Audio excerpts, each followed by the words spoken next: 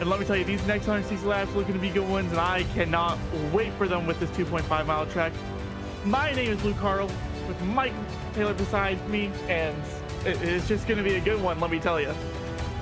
Yeah, absolutely. Everything is looking awesome here at this 2.5 mile super speedway of probably one of the most famous and most historic speedways in the whole entire world, Indianapolis Motor Speedway. The track conditions, the air temperature is 84 degrees. The track temperature is a little bit on the hotter side than what we've seen in the previous couple races today.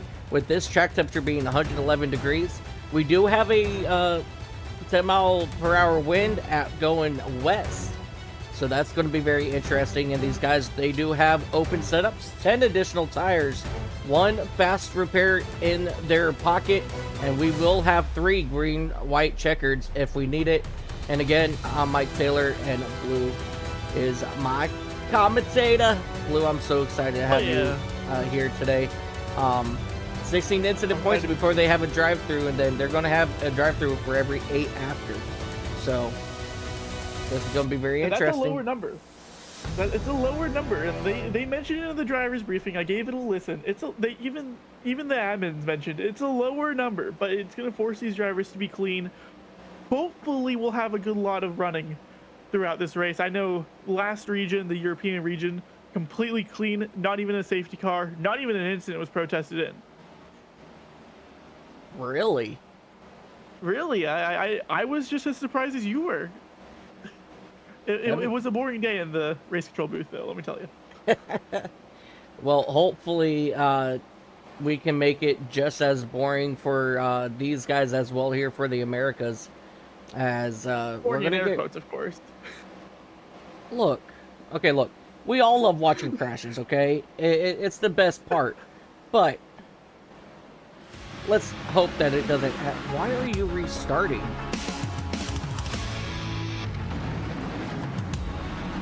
Give me a second.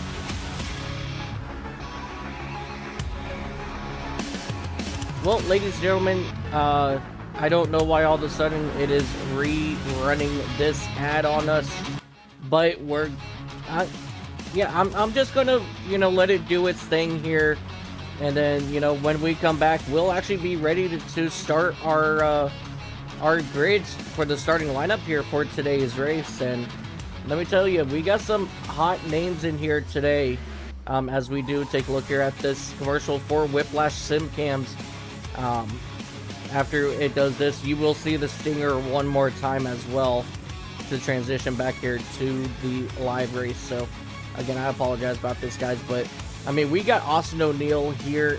We got Blake Reynolds, Dallas Pataska, Lynn Clinchlow, strong here. Caleb Lamb, Christian Challoner.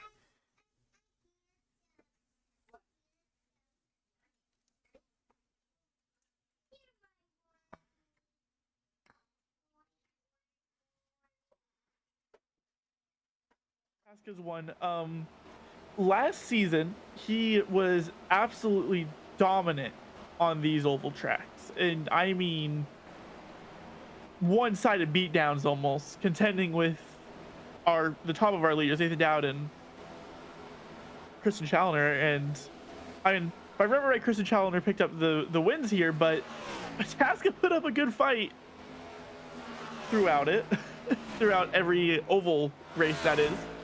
And I have a bit of an underdog pick, and it's only because I know him, and I know him a bit more personally, and I know his talent here, and the general team's talent when it comes to oval, but I think Caleb Lamb might be a name to look for here. Brand new to the championship as far as I've at least seen, but not someone to be underestimated, I can tell you that much. I mean, after all, he taught me how to drive trucks around Darlington, so he can teach me how to do that. I think he'll be doing pretty good around here.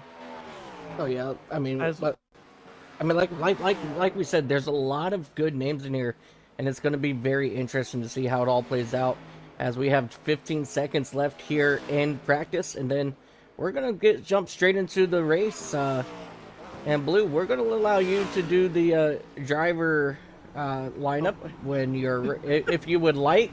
If not, I can do it. I'll do it. I'll do it. I could use the practice. Anyone who's heard me comment, like, has been in with me into the booth here, knows I'm pretty bad with names. But I got you. We'll see how it goes. I mean, if you want to do it, go for it. I'm not going to stop you. All right, I'll do it. You've talked me into it. You talked me into it. I just talked. I just said the truth, but okay.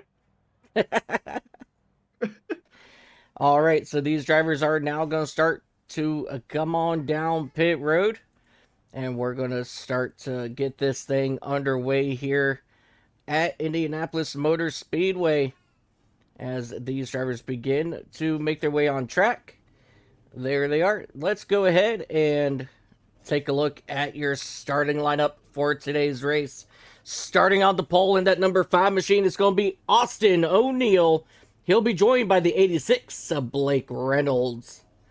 Inside row number 2, you got Benson Foster in that number 2 machine. He'll be joined by Garrett Batten in that number 55 machine for Fusion. Inside row number 3, you got Ross Benfield in the 777.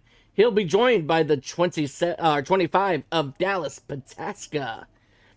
The 07 of Nathan Dowd will be on the inside of row number 4. To his outside, Christian Abbott. Inside row number 5, you got the number 90 machine of Travis Worling. He'll be joined by Lionel Callisto in the 97 machine. Inside row number 6, Derek Love in the number 87 machine. He'll be joined by Christian Challenger in the number 78, I believe that is. Inside row number 7, you got the 47 of Mike DeTurk. He'll be joined by Christian Jackson in the 870 machine. Inside row number 8, you got Brian Barnes in the number 4 machine. He'll be joined by Brett Puntgary in the 35. Inside row number 9, Timothy Klaus driving that number 80 machine. He'll be joined by the 114 of Jason Wallet.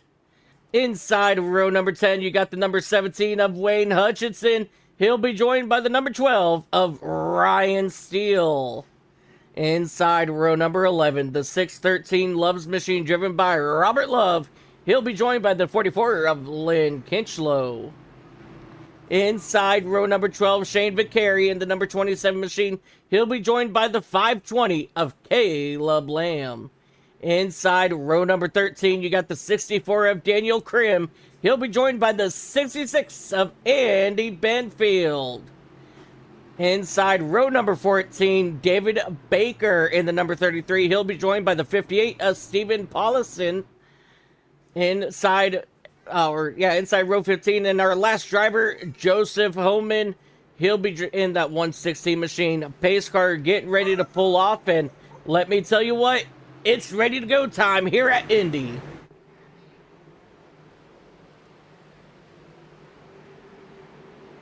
Okay, Blue, it's all you. Pace car's off. We're waiting for the start of the wait for that green flag to drop here in Indianapolis Motor Speedway for the America's Major Series Brickyard 400. We're bringing the leaders off. Here we go down to turn 1. We're still holding side by side, nice and clean all the way down. Austin O'Neill folds out into turn 1 here. Yeah, Austin O'Neill, Blake Reynolds side by side out of turn number 1. Still heading down here into turn 2.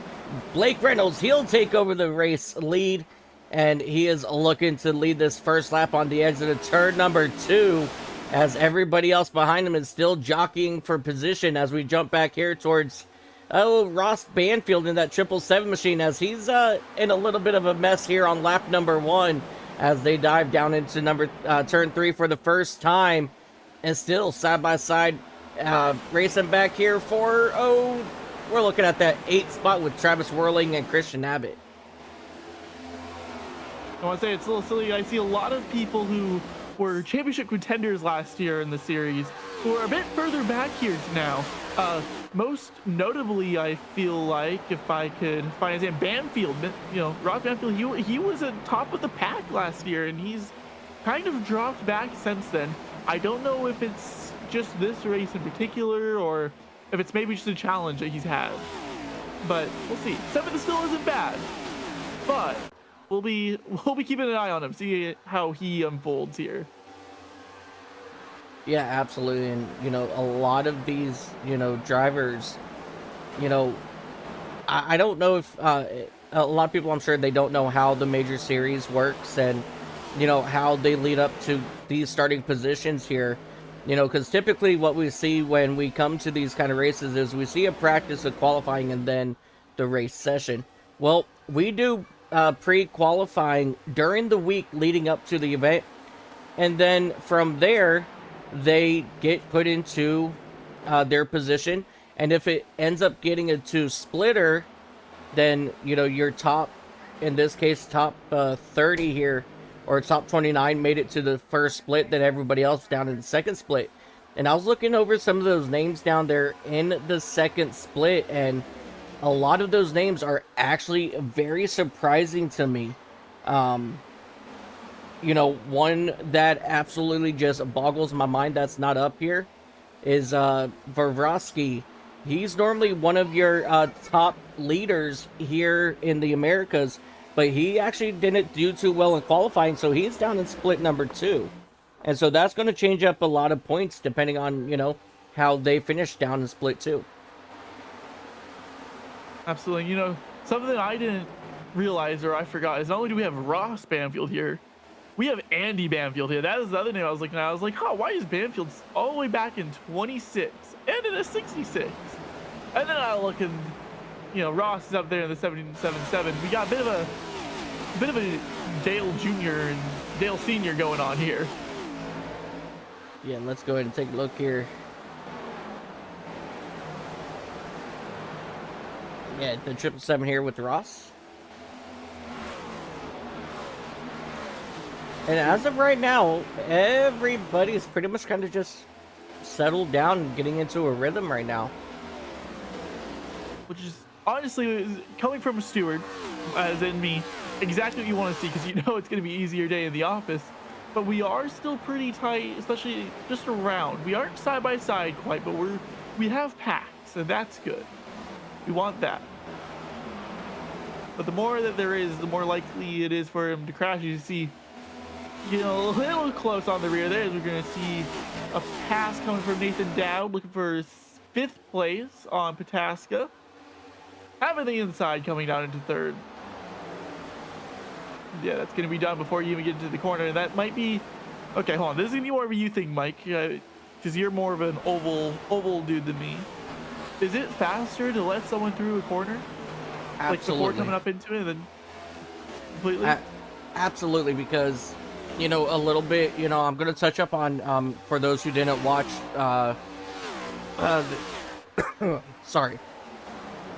I'm going to touch up on something from the International Series. Give me just 1 second. Go ahead, take your time, Well, Great things come to those who wait. So, I have 2 Brickyard 400s under my belt through iRacing itself. Not in the league race or anything. And so this track is a very tricky track. It's a simple track. It's got 4 corners. They look almost identical, but each 4 corner, they have their own identity. And so you kind of have to approach each corner just a little bit differently. Not much, but you have to in order to succeed. The best way to get around somebody here at this track is getting a run heading down into the corner like we see here with it was that Derek Love in that 87 trying to hold off Mike the Turk in the 47. You need to have a you need to have a good exit in order to get a pass. And when you see that driver making that pass on the inside, it is better just to go ahead and lift a little bit, if they've got a good enough run. It's better to lift because you don't want to be on that top side when you get to the corner, simply because it is absolutely slower than,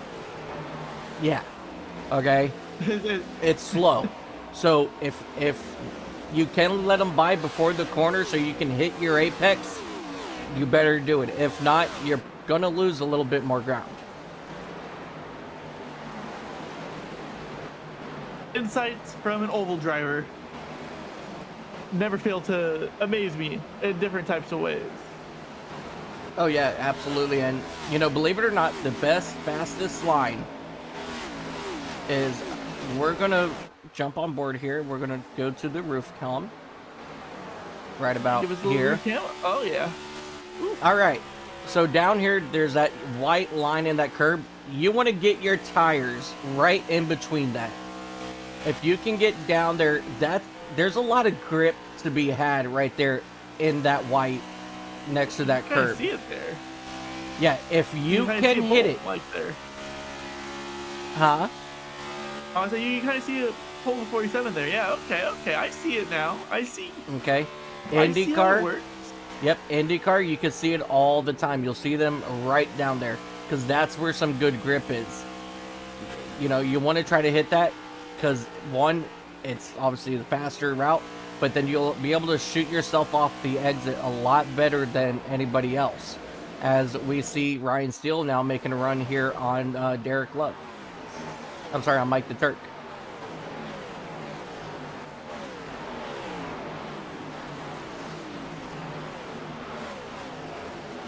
Nice little pass made, but it's not just quite over. But we can see a bit of a comeback from Mike as this track has nice long straights, and these cars give nice big long slipstreams.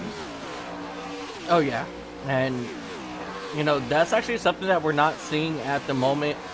You know, is people trying to break that slipstream, that slipstream, because early on in the international region race, they were doing it back on lap 5. They were snaking down the straights, trying to break that, and it's like, you guys, it's only lap 5. There's no need for it. Well, you know, I would argue, in a way, not in all the ways, but the races that only get one split might be just a little bit more competitive. Like international, I've personally, between broadcast and stewarding, I think I've seen almost every international race this season. This one's one of the first ones I haven't, but they're always really competitive in there, and honestly fairly close in pace. So it doesn't surprise me. It's almost like when I watch the Indy 500, and it'll be lap 2 and they're snaking. I mean, yeah. It'll be lap 1 and they're snaking. Yeah, for sure. And let me tell you something about the international series, okay, region. If you guys haven't watched any of the international regions, you know, races, I dare you to go back and watch the last 2 or 3. And you want to talk about competitive racing? Wow, those guys are absolutely crazy. Those guys are mainly a lot of our, you know, people across the pond from the U.S. over in the U.K., you know, I know New Zealand, Australia, you know, right. those fellas. I mean, the funky British those guys, there is something about them, but they're all wicked fast. Okay, they eat us up, oval drivers, like for breakfast, man. Let me tell you what. I mean, if you want great racing, go check them out. Are they faster than the Dutch? That's the real question. I don't know. Man, I remember back in the day, when they went away from, you know, countries, you know, from where you live to now where you can represent your whatever country you want to. The moment that you saw a club from DEACTH or something like that, when you get into a session and you see that club in your split, you can kiss your win goodbye because they are on a different level. And I think it's on time, about 13 laps into the race. Let's look at the order, as most of the drivers have kind of settled down just a little bit, getting, you know, finding their rhythm. There's still a little bit of messiness back here, as you see. There's the snaking you're looking at. Well, let's go. And first, we still have Blake Reynolds, the 555, holding on with Austin O'Neill right behind, just by less than a second, by quite a bit there. Back behind him, we got Garen Batten back by 2 seconds. Behind Batten, we got the scary looking car of Nathan Dowd. And I have to think that's a scary car to see behind you, knowing Dowd's pace. Back behind Dowd, we have Brenton Foster. And then back behind Foster, we have the 25 of Dallas Pataska. And then back behind Pataska, we have good old Ross Banfield looking for a win, still in 7th. Back behind the 777, we have Travis Worling in the 90. Back here in 9th, we have Christian Abate in 9th, and with the 09, maybe we should hold the 9 and 09 together. And back behind to close out your top 10, we have Christian Challoner, who started quite a ways back and has made it up to 10th today. We'll see how he progresses as we keep viewing. I'm assuming those tires have to start sucking soon. For 11th, we have Lionel Cast. See, this threw you off. This is going to throw me off. Lionel Callisto. Lionel Callisto. There we go. And back behind Callisto, we have good old Derek Love spraying some love in the 87. Then we have Ryan Steele with quite the steely looking car. And back behind Ryan Steele, we have Mike DeTurk in 14th. Back behind Mike, we have Jason Wallet holding 15th. Back behind that 76, we have Brent Puckery and the 236 looking a little daisy today. Then we have Caleb Lamb holding the inside here in the 520. Let's just give him a second, see if he gets this, going for 26th and 17th currently. There it is. Now back behind Caleb Lamb, we have Sebastian Jackson in the 870. Back behind Sebastian Jackson, just barely. Check the side chat. There we go. That's going to make it quite a bit easier for me to go through some names here. Back behind Sebastian Jackson, we have Brian Barnes in the 4. And then we have our very own Lynn Kinchlow rounding out 10 to 20. Starting in 21st, we have Wayne Hutcherson, who I'm sure is tired after knocking down every single region so far. This is the 3rd, so we just have to have Wayne get this one. Back behind Wayne, we have Timothy Klaus, someone you see quite frequently in here, quite the driver, down 5 positions even. Oh, Vicari is in here. Oh no, I'm thinking of somebody else. Here. I'm thinking of Bobrovsky. Never mind. Ignore me. Shane Vickery in the 27 holding 23rd. Then we have Daniel Cribb in the 24 holding that 640. Steve Paulison in 25th. Andy Banfield looking to be a successor hopefully soon, maybe soon, who knows, in the holding 26th for now though. Joseph Van Homan in 27th. Robert Love down 7 positions in 28th, and then David H. Baker in 29th, and that rounds out your list today as of lap 17. Yeah, right now Blake Reynolds and Austin O'Neill out to a 2.5 second lead over Garen Batten in that number 55 machine. But let me tell you what, right now, O'Neill, Reynolds, you know, they're looking very strong here early on in this race, and you know, we're looking that these guys can go approximately 36 to 40 laps. So that's when I'm going to start anticipating people to come down pit road. So right now, everybody, I'm going to go ahead and pull up a track map here for you guys. Right now, everybody is pretty much in like a little pack right here. But we'll check. Top 2. Yep, but we're going to look at this. You know, they're all on the straight right there on the back stretch at the moment. We'll come back after the pit cycle, and we'll look and see how spread out it is after that. Don, yes, D-A-T, or I'm sorry, D-E-A-T-C-H, which is Germany, Australia, and Switzerland, yes. Man, those guys were absolutely wicked fast. And you know, from what I've seen, okay, this might just be internet propaganda, but from what I've seen, those are some of the happiest countries. Is there correlation? Just maybe. Do I know for sure? They're all Absolutely neighbors. Not. That too.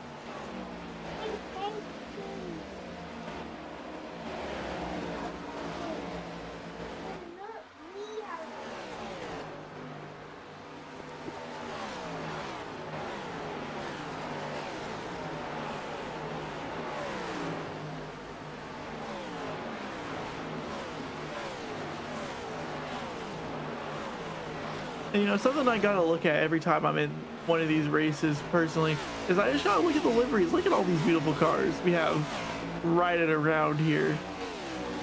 I mean, look at all the colors. They're so beautiful. Going, I'm sure almost 200 miles per hour at this point, but they're all beautiful. Look at them. All sparkly and clean. They aren't like that after they wreck. Yeah, for sure. Hang on, I'm going to do something I don't like to do. Hang on. We're going to change up a little bit here.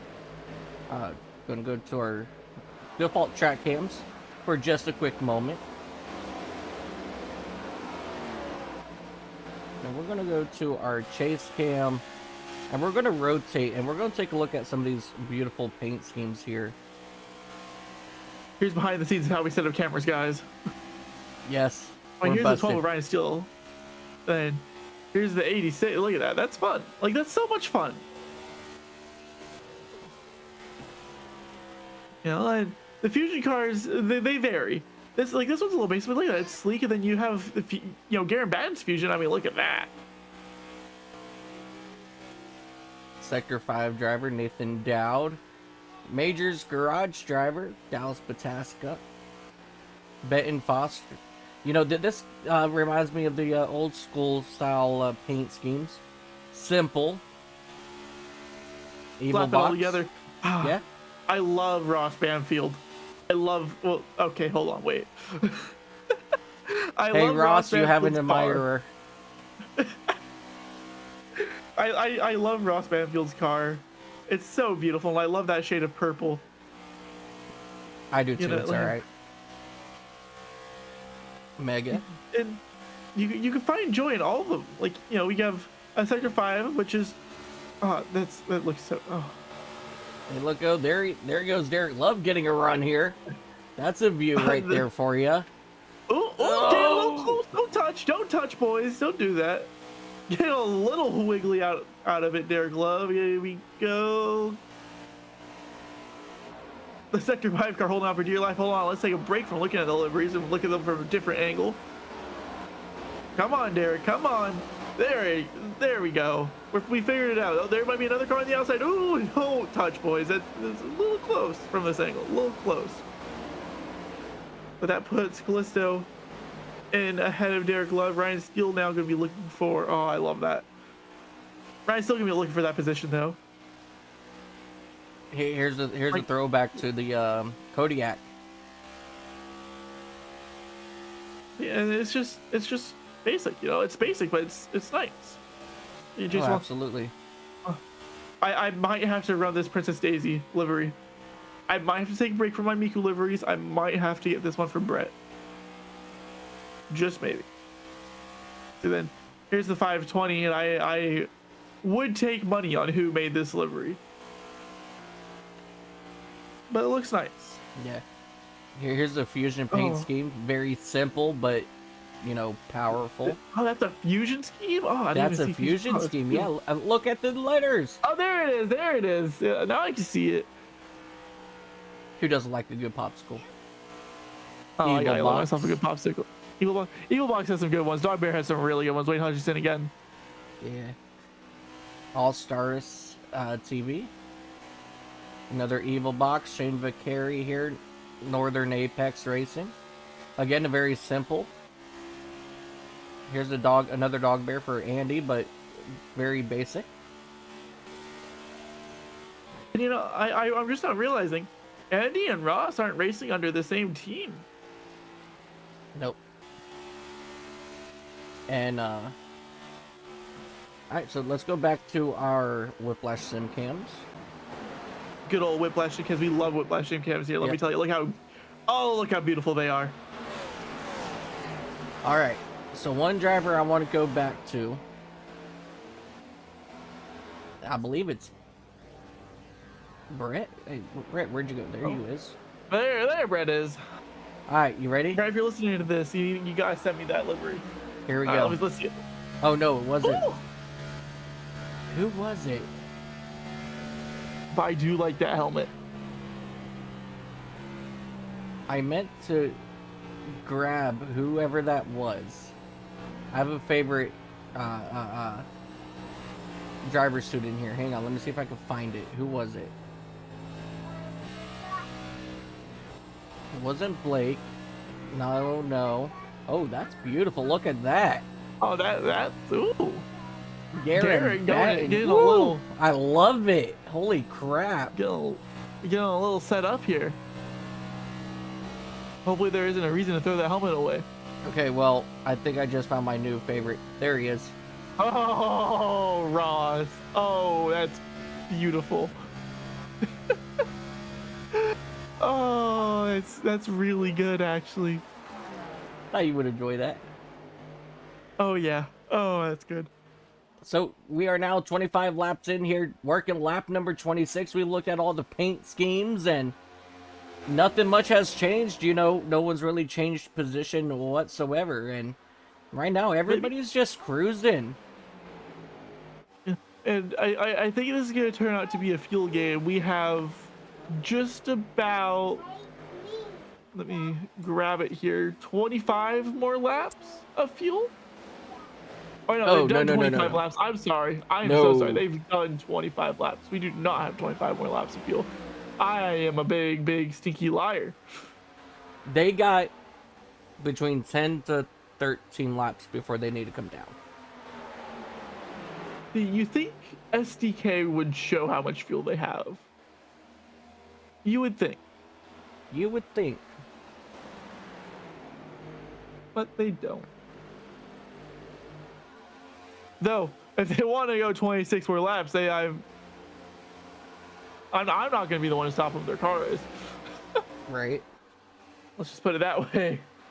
We have Nathan Dowd still looking a little bit at Garen Bowden, looking to see Hogan maybe just a little bit, getting close.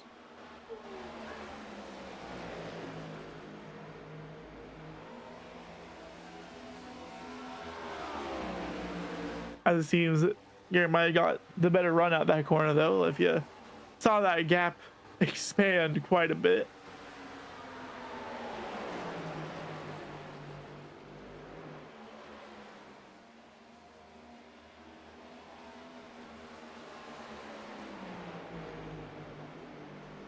I got one for you. Hang on, let me find it real quick.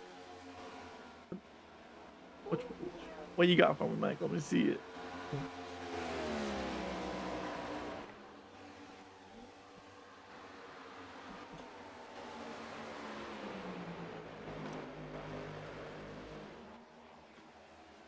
Now, I don't have it yet. Oh, you don't have it yet, but you have something. I have something. Okay. And I think you're going to enjoy this. I'm excited to see it. Our good friends over at Collateral Damage Sports Network, Shane Cochran, he creates pretty much all these awesome overlays that you guys are looking at.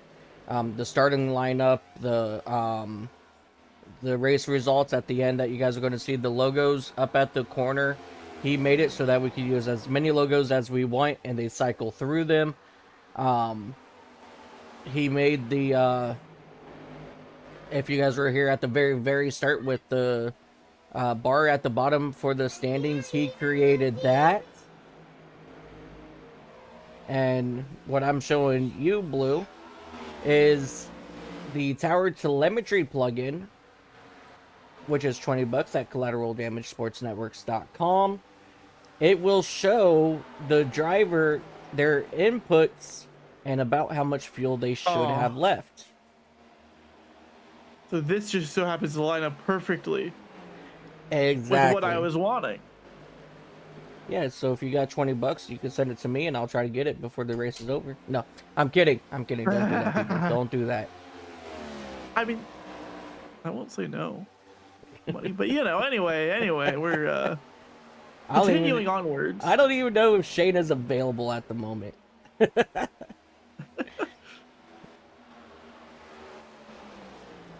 But nah, Shane does phenomenal work, and I absolutely love all of his plugins that he has available, and I'm so thankful to him because, you know, I was like, hey, you know, for the starting grid, I want to be able to use like the driver information tab to put in sponsors, you know, for my regular leagues that run the same sponsors over and over.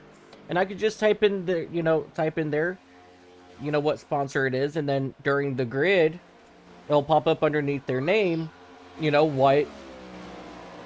whatever I wrote there. So like for Garen Batten, I would write Fusion underneath his name, and it would pop up Garen Batten, then underneath it'll say Fusion. He was like, he did that. I'm like, hey, that's pretty cool. And then I had a broadcast, and that wanted to know, like, you know, they wanted a pop-up for every single time somebody got a wave by. They wanted a lucky dog presented by, say, iRacing. Okay? You know, let's say SRS, simracingstewards.com. Well, we have to go become a steward, by the way. Absolutely. You know, so whenever we have our little pop-ups, you know, for like the fastest driver, who gets a penalty, who's got a meatball, and that'll pop up at the bottom part of the tower there. Well, above the name and the photo now, it could pop up a logo as well, you know, for the sponsor that that is sponsoring that section. Well, I had the idea, and I went to Shane about it. I was like, hey, is this possible? He was like, I don't know, let me figure it out. And I kid you not even like 5 hours later, he goes, give this a try. Heck yeah. We do just haven't had the perfect camera to look at Travis Worling diving onto the inside on the two of turn one. There it is. Oh, we're gonna come back, maybe a little bit of contact there that I saw, but these cars can take it. They can take it. They can take it like good cars. Yeah, Travis Swirling pulling away from Foster, and that allows that 777 of Banfield to come and make a move now on the inside, heading into turn number 3. This is what we like to see. Here we go. Not quite. Still on the inside, though. Gonna hold it. Gonna try to look into it before, and it's there. There the inside goes. Ross Banfield gonna hold on to 8th. A bit of the timing is lost now, and now it's gonna. I think the next big set of passes we're gonna see is at pit stops.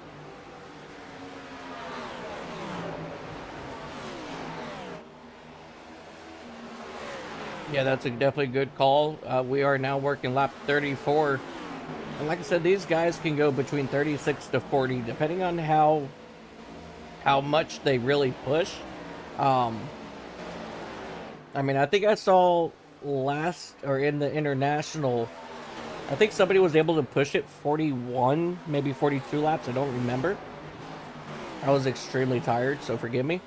But you know, they were able to push it a couple laps more than I thought that they would be able to.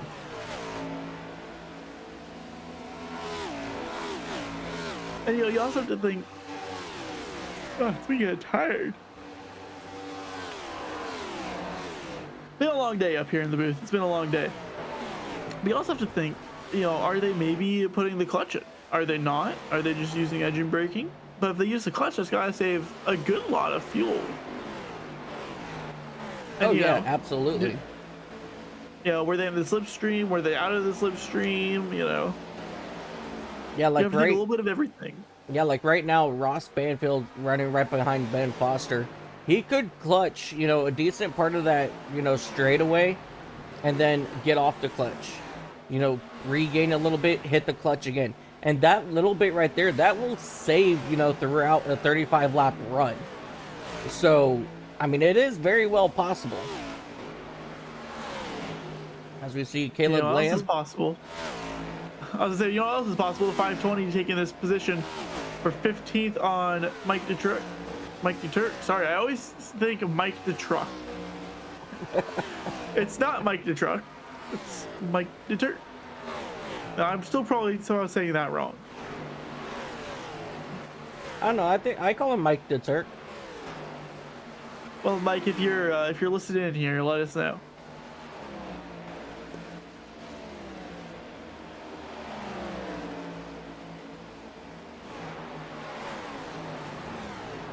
So according to my co-commentator producer here, Mike Taylor, it's about time for pit stops to see who we have come in.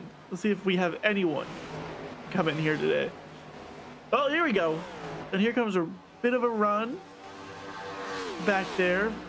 We're gonna look at the 116 coming in. It's still holding. Oh! Hold on to it. Pit entry. You know, I think he broke the first rule of NASCAR. He started turning right. He didn't have a choice. I suppose. If you want to stay in the race, you didn't have a choice. Yep, so Joseph Homan in that 116 is our first driver to come down pit road. Something that these guys also need to think about is, you know, speeding on pit road. That caught a lot of people in the International Series. I'm not sure about the European because I wasn't awake for that one, but I know it bit like 4 or 5 people. So that's something that they really got to pay attention to. As Nathan Dowd, he's still all over the back bumper of Batten, and Pataska, he's all over the back bumper of Dowd. Well, a nice little chain here from 3 to 5th as we have Ling coming into the pits.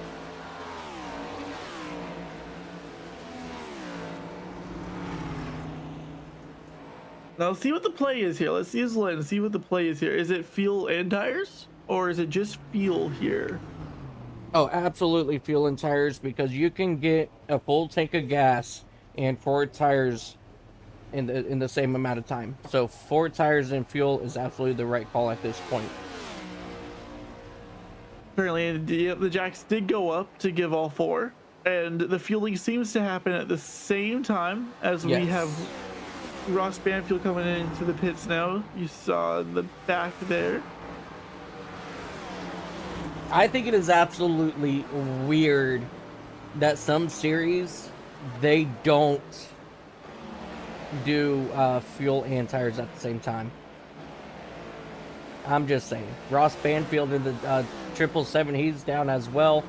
Andy Banfield in the 66, he's down. Shane Vicari in the 27, he's down. And again, we're watching these pit road entries because, you know, speeding on pit road can cause a lot of issues.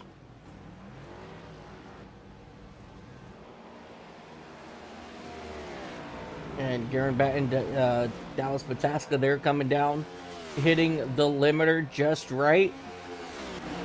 Benton Foster, Ryan Steele, Derek Love. Hold on to it. Brett Punkary, little wiggle heading down under braking. And Blake Reynolds, he's still currently out. Timothy Klaus, he locked up coming in. Here comes Robert Love coming down pit road now. Yeah, and it's something that I forget about these cars, especially whenever I go drive them. They don't have that ABS. No, they do not. It's just nice and raw as we have Blake Reynolds and Austin O'Neill coming in right behind him. Let's see how these two form out of it. We're going to see if they end up, after all the pits, ending up with the same cycle. Yeah, we have a bit of everyone coming in here now. Oh, yeah. Everybody's coming down except 8th through 16th currently have not come down pit road. But, of course, as I say that, here comes pretty much everybody except Christian Abbott in the 09 machine. He decides he's going to stay out. Sebastian Jackson, he's in. He's our last driver to hit pit road. So Christian Abbott, he's able to go 41 laps on fuel. And you have to think, is that going to come into play later in the race? Is that going to very well just so happen to be the winning factor for the 09? It's another thing to keep your eye on. I mean, you never know. Yeah. So, I mean, if he's able to save 41 laps of fuel, all right, hear me out. 41 laps, he can save and save and save. And then that last pit stall, he might be able to get out, you know, Just a couple seconds earlier than everybody else, because he's not going to need to take as much fuel to get to the end.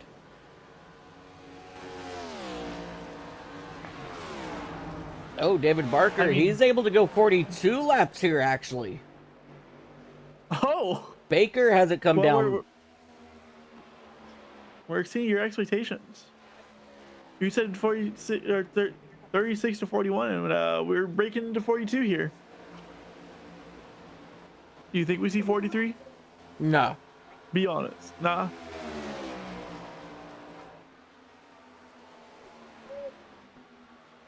Abate. Okay. Abate. Okay. Thank you, Don. Thank you so much, Don.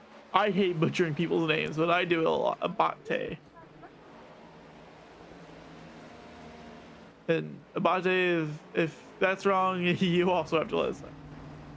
But we're gonna go off of how Don says it, because that sounds about right. We love a helpful YouTube chat in here. At least I do. I don't know about you, Mike. Yeah, absolutely. And just like that, Blake Reynolds, he will circle around to reclaim that top spot. Austin O'Neill, he actually fell back a little more than a second from where he was on track. So now he's tracking 1.8 seconds back from Reynolds. So he lost a full second on that pit cycle. And remember that track map I was originally talking about? Yeah. Let's take a look and see what it looks like now.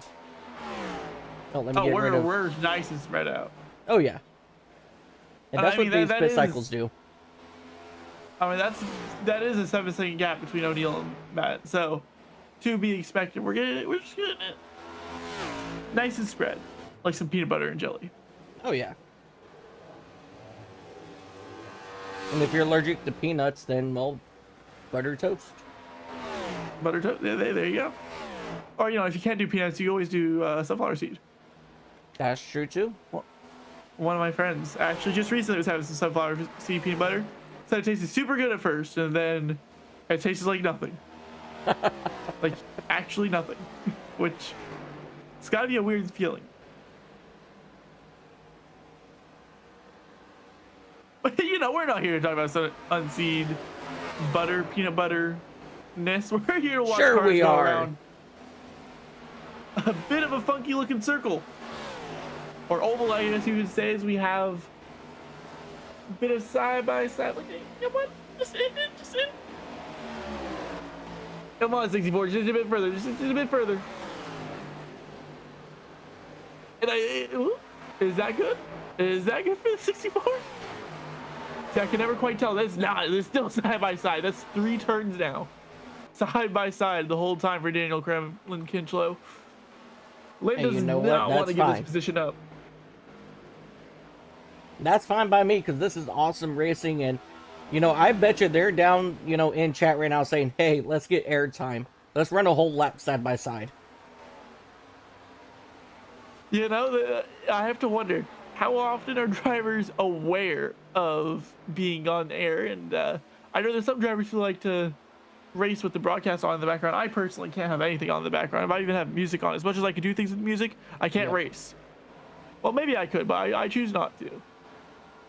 So, if I'm racing and there's a broadcast, I'll have the broadcast up, but it'll be on mute.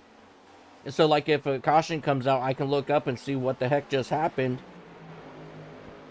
But other than that, I can't, because I know once they start talking about me, oh, I'm screwed. Oh, it's over. It's over. You are the definitions of the commentator's curse, aren't you? Mm-hmm. We actually, that thing, I planted it in everyone's head because of the fact you do that. Oh, yeah. Call me Psyche K. Just like that. Oh, wow. If anyone gets that reference, I hope you guys do. I'm gonna take based on silence, you don't. But that's okay. Because what did I say earlier? We're here to watch cars go, and really more of a square. That's something I've always found interesting. It's a rectangle, it's not a square. Oh yeah, rectangle. Rectangle, yes, yeah, okay. Alright, Blue, I am sending you back to school. Are you smarter than a 5th grader? Apparently not. I'm sorry, Blue. I'm sorry. Yeah, you know what? Sure, I'll take it. It's better than going to college, I suppose. You know, you go up to a job and you're like, hey, I don't got a college, but I do have 2 high school diplomas. Right. And, you know, I think that might get some funny looks out of you. That might get some funny ones, but it is what it is. Who cares? Well, during this pit cycle, Dallas Pataska was able to get around Nathan Dowd for that 4th spot, and Batten and Pataska actually pulled away to a 1.6 second lead over Dowd. So Dowd, he fell back under that pit cycle there as well. So we still got a good battle here for that 3rd spot brewing. Again, I think these guys are pretty much just riding at this moment. And you know, there is one driver I kind of want to bring up. Looking at the positions gained, we have in this first pit cycle, I would say the driver who's done best so far is probably Joseph Homan. I mean, I don't know if you guys can see or if you guys can tell, but 10 positions since the start, from 29th to 19th so far. And don't get me wrong, it's doable. And you might be like, oh, I can do that easy, but it isn't always as easy here. You know, this is top split racing for us in the majors. These are some of the best drivers we have sign up. I mean, that's something. And, you know, maybe I'm going to start doing that. You know, giving a bit of a look at the best driver in the last split, or not last split, sorry. In the well, I guess it's kind of like a split, but in the last pit cycle, Joseph Homan taking the first one, very first one of those. And so far, the driver that's struggling the most right now is that 870 machine of Sebastian Jackson. He started 14th and he's currently running last. He is. I wonder. Yeah, I mean, the race leaders are not that far back behind them. So. Oh, yeah, not at all. Yeah, so. I know. There's just these things that we don't see, and you just have to wonder what happened. It could be a number of things. You just having a bad race. Yeah, exactly. And, you know, that's what I assume. Forgot to put the wrong setup in. Oh, I have stories about doing that. Uh-huh. Spot 24, man, let me tell you. Running your qualifying set? Oh, yeah, we ran our qualifying set at Spot 24. And it was really, really bad because we did really, really good on the start. Oh, yeah. So who knows? Maybe that did happen. Hey, you know what? Sometimes it works, sometimes it doesn't. I know I annoy my race team when I start these endurance races, because I'll qualify on the race set, because at the end of the day, I don't want to be too fast, because then when we start going green, I'm just going to fall back to where I should be anyway. So we do have a pass on Brenton Foster here in the making. It's not quite done yet from the 97, but it's looking to be here any second now. There it is. Here we go. Knocking Brenton into 10th.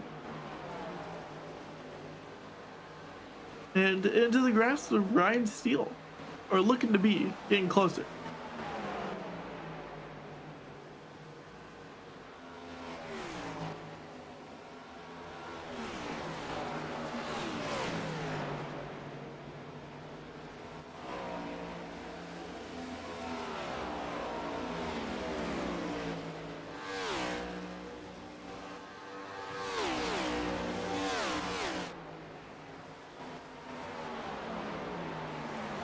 So while we let this formulate, we're gonna take a couple lap ad break just to give us a couple minutes. Oh, hold on, give it just a second as we have Link Kitchell looking,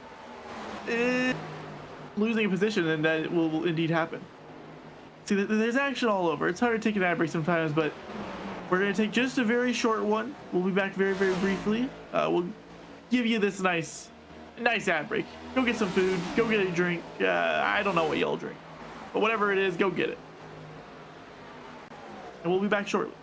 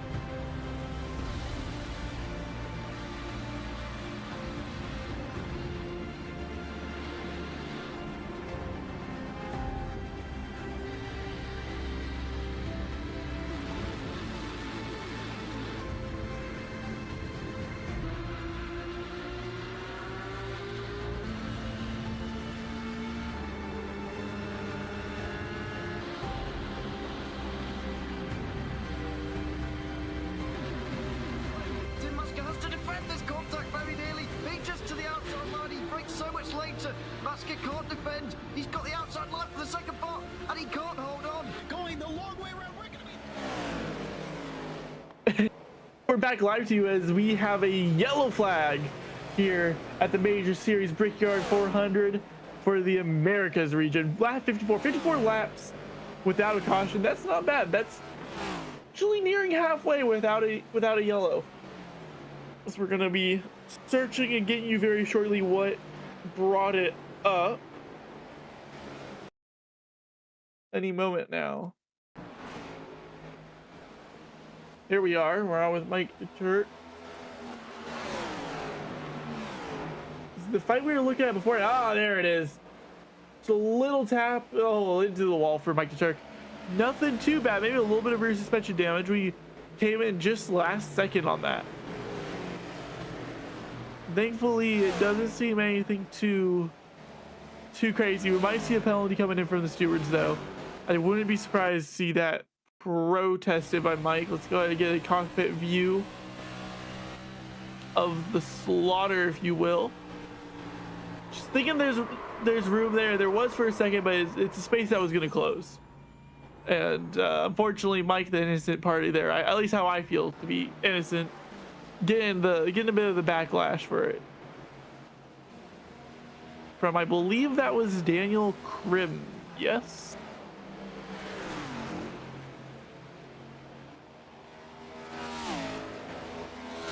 I don't know, from one of the other drivers. But we'll see. Yeah, okay, yeah, it was Daniel. We'll see Mike's story unfold here.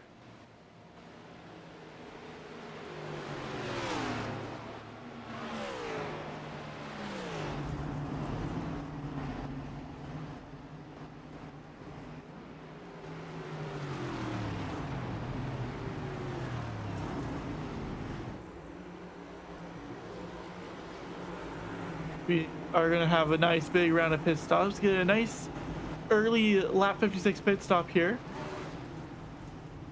See how it turns out. See if we have an EOL come across. So I'm keeping my eye on it. So yeah, we have literally everyone in the pits right now. So busy pit lane. And the 640 does indeed get, as a Daniel Krim, does indeed get a drive-through for that incident, which I feel is a justified action there. But I'll leave you guys to debate amongst yourselves. So maybe I'll try.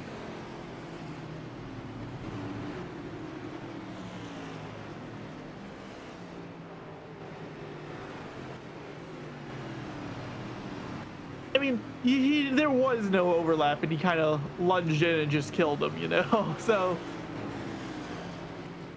if there was overlap, I would stick with an EOL for causing a yellow. But since there was a bit more to it, I give that more of a bit more of a drive-through. I got you.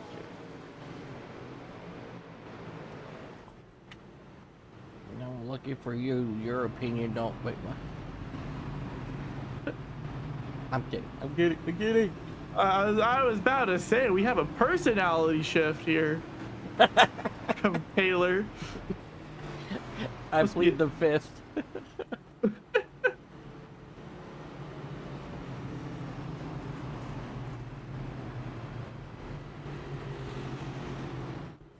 Alright, so we're going to double these guys up and we're going to do it all over again. Blake Reynolds will bring the field back to the green flag. To his outside is going to be Austin O'Neill. Garen Batten and Dallas Pataska will make up that second row. Third row will be Nathan Dowd and Travis Worling. And row 4 will be Branson Foster, Ross Banfield. And then rounding out your top 10 will be Christian and Christian. So Christian Challoner and Christian Abate. Hopefully I said it right now, Doug. Abate. We will be going green this lap. Absolutely. Man, I'm excited. Excited to see these guys go green again. Excited to see how it's gonna go here for each and every one of these drivers. Yeah, I mean, I could tell you that they're going to turn left. That's one thing that's for certain. And I think I have to bring up another driver for considering we have a caution here that I kind of want to keep an eye on again. I mentioned him early in the race, and I had a feeling, but Caleb Lamb, 13 positions gained from the start. Joseph has only gained 3 or 4 since we last talked about him, but Christian, 13 since the start of the race. Looking to gain more and breaking into the top 10 on this green flag. And he will have a pretty decent shot at it as he is on the inside. So, he very well could be able to get a run on Challoner and I believe that's Ross Banfield that's going to be 2 in front of him on that outside. So that'll be Andy, actually. Just to correction. Andy? Okay. Yes. Very confusing, I know. Yeah, absolutely.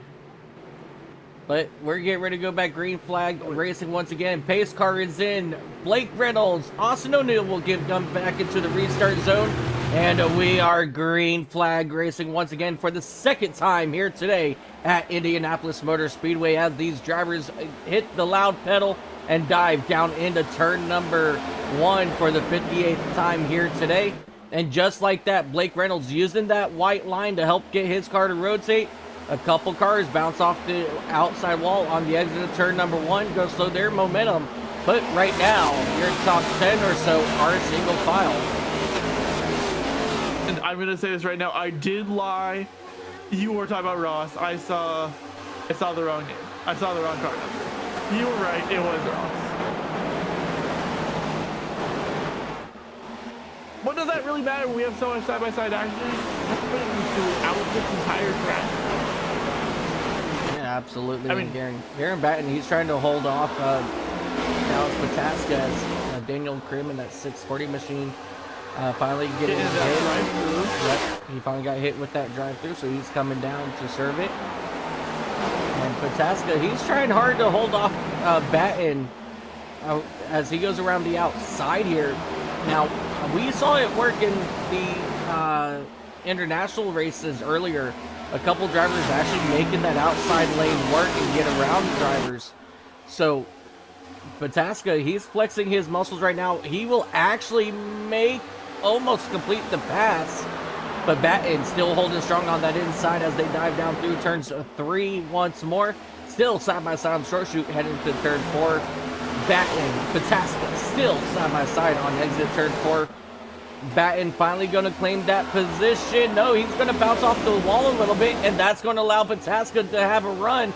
Batten, he protects the inside. Here comes Pataska to the inside. Momentum change heading into turn number 1. Batten has to drift up the track, and that's going to open up the door for Pataska and Nathan Dowd possibly to get onto the inside of Batten, throwing Batten down possibly to that 5th position. The farthest back Batten has been all day long, but right now holding strong on that outside is Garen Batten.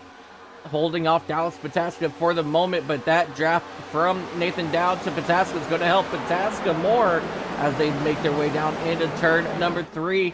Batten still using that outside momentum to stay side by side as they head back into turn number 4. Ladies and gentlemen, who is going to take this spot?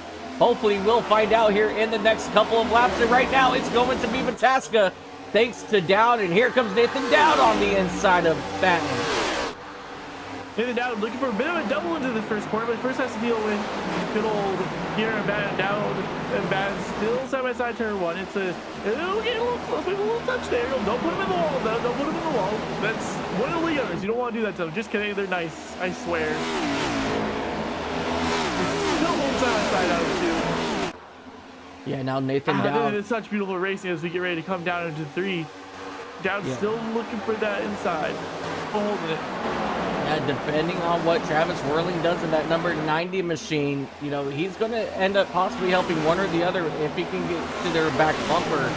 It's going to be very interesting to see which way Whirling will sway. But right now, Batten, he has got clear of Dowd. And so that's going to put Dowd back in that 5th position, unable to make anything happen with it. And so now everybody, once again, single file here at Indianapolis.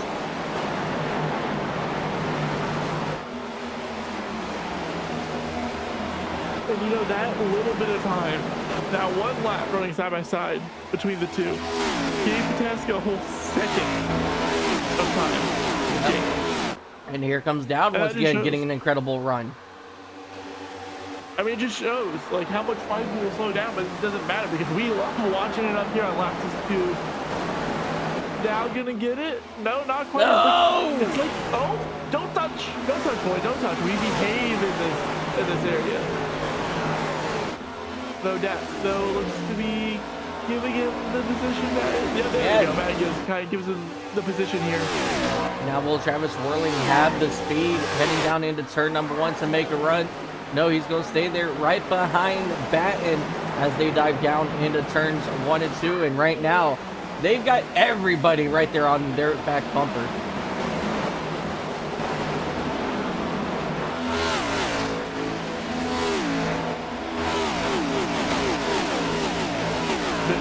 Further back here, looking at Ryan Steele, Derek Love, and Caleb Lamb. Ryan Steele holding the outside of the 87. Caleb Lamb making sure they don't get too close to him. He wants to try to run away here. They did touch just a little bit there on exit of turn 3, but they were able to keep it nice and straight here as I think it's Ross Banfield trying to hold off Challenger in that number 1 machine. You know, it's going to go Challenger.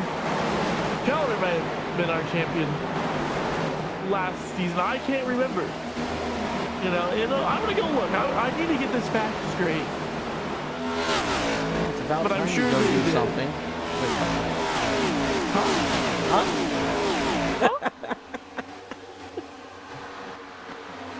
Oh, sorry, I'm full of it tonight. Cavalier, Ross Benfield still side by side as the Blues going to go look up that quick statistic for you. As these drivers make their way out of turn 3 into turn 4, still side by side, duking it out for this 8th position, and that's going to be Banfield Challenger of the 777-1. Challenger got loose on exit of 4, and that's going to open up the door for Caleb Lamb to make a run to his outside. Oh, he gets turned! Oh! Big trouble here in turn 1. Caleb Lamb. The 114 involved Jason Wallach coming in post-crash. But that's 78 of... I'm sorry, the 1 machine of Challenger gets turned, but it looks like he's possibly stuck on the wall. Maybe. Challenger getting a bit more collected in that instant. They're bringing out our second yellow here. And yeah, that is the toe. I think that's going to be a day over for Challenger. Let's get a little bit of a look at what happened here. Yeah, so I think the one... Yeah, so Challenger, he was trying to make himself clear in front of Ryan Steele, but he just was not clear of that 520 driver of Caleb Lamb, and that sent Caleb Lamb for an absolute ride, coming back across the track, collecting the 78. Collecting the culprit, dare I say. Yeah, so Challenger hit, Wait, the 78, wait, that should be Challenger with the yeah, 01. that is Challenger. Why is it 78? I don't know why it says the 70. wrong livery on. Yeah. So he got into Challenger there, and then just here comes Jason Wallet up against the outside wall. What'd you do, huh? I mean, there's the ABS I was talking about, just not being in the car. Like, okay, let's see if we can get on board with Wallet, maybe. See how this turned out for him. See how that looked. Here we are on board with Wallet. Yep, everyone starts slowing down around the outside, and brakes are locked, and Walt and the car. And I think I saw, yeah, Sebastian Jackson, he went off track here as well. Post incident here. So let's take a look here and see, you know, everybody's checking up. And okay, so he had to dive down to avoid hitting that love machine of Mr. Love, Derek Love. Yeah. No. Wait. Yeah, wasn't Derek Love? Wait.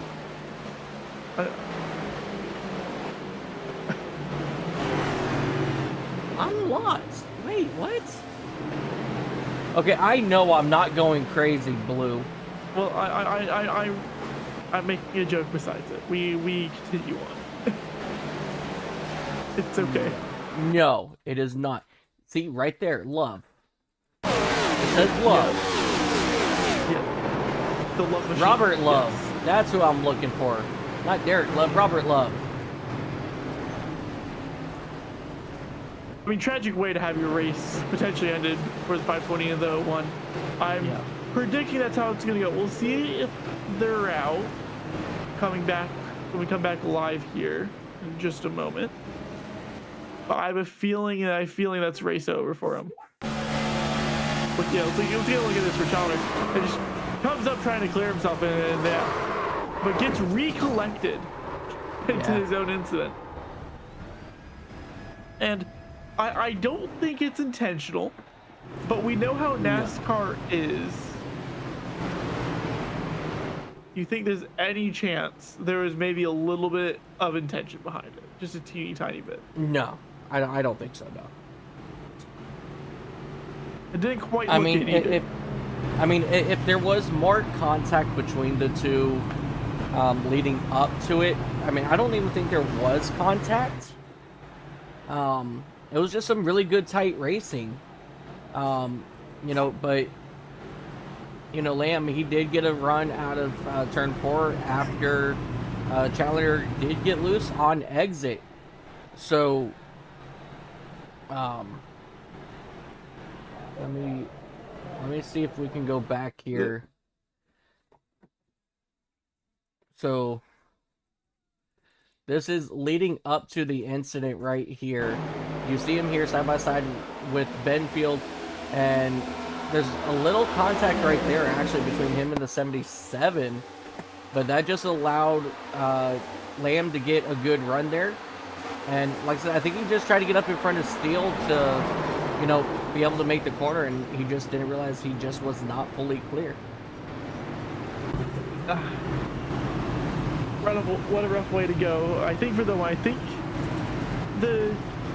520 is still out here though. Yes, the 520 is still out. I'm going to assume with damage repaired, but maybe not. Yeah, these drivers do get one fast repair, so surprising to see actually Christian still down on pit road for the last 5 minutes now. So now I'm wondering if he accidentally used a fast repair from slight damage contact with the wall or something, and so now he actually has to get some of that damage repaired. Or who knows? Maybe it's over, but for the 01, but we'll find out soon for Challenger. as the lights are out on the safety car, unless I see it wrong. And we have a form up here with a bit of a change up of how we're going. We got Steele in first, DeTruck in second, Reynolds fifth, and then Dowd fourth, and then O'Neill fifth to change up the top five. I mean, we're getting a little funny on lap 68. You know what the next lap is, though? The first lap back green? No. Just no. You don't know what? We're not going there. No. We're not going there. But ladies and gentlemen, Ryan Steele, Mike DeTurk, they are out on 11 lap old tires versus the rest of the field. And we are going to go back green flag racing here on lap 69 at Indianapolis Motor Speedway as they go and hit that loud pedal once again, heading towards... Oh, was that... Is there a rule against changing lane before the start-finish line? There might be a little one. We'll see if there's a catch out for it, but we'll find out soon. Depending on which Steele comes in. I think he started moving lanes right before it. So we're gonna have to see what the racing officials decide there. And you know, we don't do much love, giving much love to our race control. You know, let's give out race control. Russ Chillers and Tom Cyril, something like that. I can never pronounce his name right. Real quick, I am looking at the penalty sheet. It is a 30-second stop and hold for car number 1 for that incident. And on top of that, the car that protested it was himself. He protested himself. That's great. It happens actually a surprising amount. I had it happen at Road American for the first time, and I was so confused. I asked him, "Are you protesting yourself?" And he goes, "Yup." I'm like, "Oh, all right." Yep. I made a dumbass mistake. Oh. That. Apology with yours. Okay, I mean, it could be a lot worse. It could be a lot worse. Just saying. We shy away from that. We're Anyway, Austin O'Neill trying to make a run back onto the inside here of Ryan Steele for that second position. Blake Reynolds, he was able to clear between them. Yeah, clear Mike DeTurk and Ryan Steele. So Mike DeTurk, he's not having as much luck as Ryan Steele is, as Mike did fall back to that 6th spot. But right now, Ryan Steele, he's doing pretty good, holding off Austin O'Neill in that number 5 at the moment. And Steele, he is using the correct line to stop the momentum of Austin O'Neill. As you see, Challenger getting hit with a black flag just now. I mean, he sat down there for 8 minutes. I don't think he should have. I don't think he's coming back. Yeah. That might be our first EF for the race for Kristen Challenger. Rough day for Kristen Challenger. Yeah, absolutely.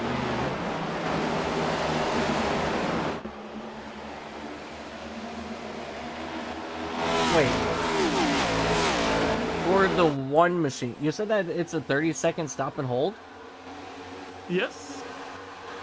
For what? For causing that yellow for that incident. But why wasn't that just a drive-through like the original, like the first one?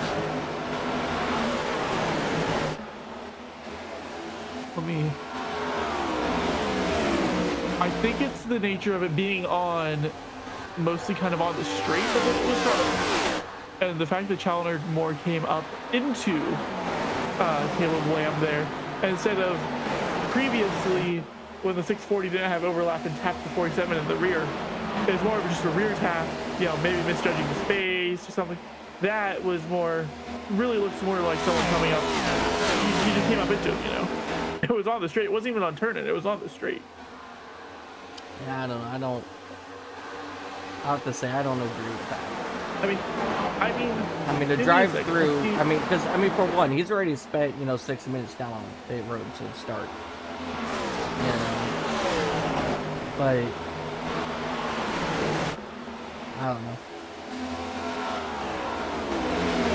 I don't know, but we got a good battle going on right here for that 4th position. Ryan still trying to hold off the 25 of Dallas Pataska, which he's not able to.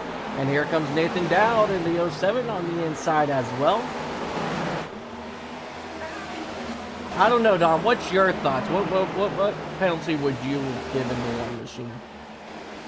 Disqualified. Hey, that was a little too much.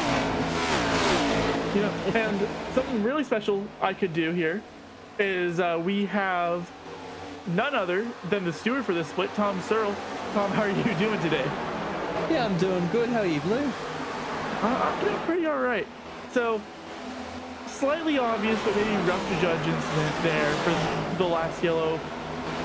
What went through your mind looking at it when you gave it the 30-second stop and hold?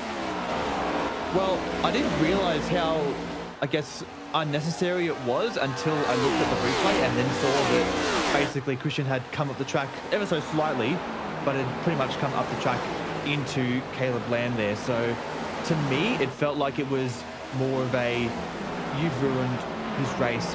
Whilst a mistake, it's still an unnecessary / reckless incident. So it's probably more than a drive through. And yes, I understand that he's had to tow himself and put himself into the pit lane, but I think the penalty still needs to be issued regardless of what the result is for the car that caused the incident in the first place.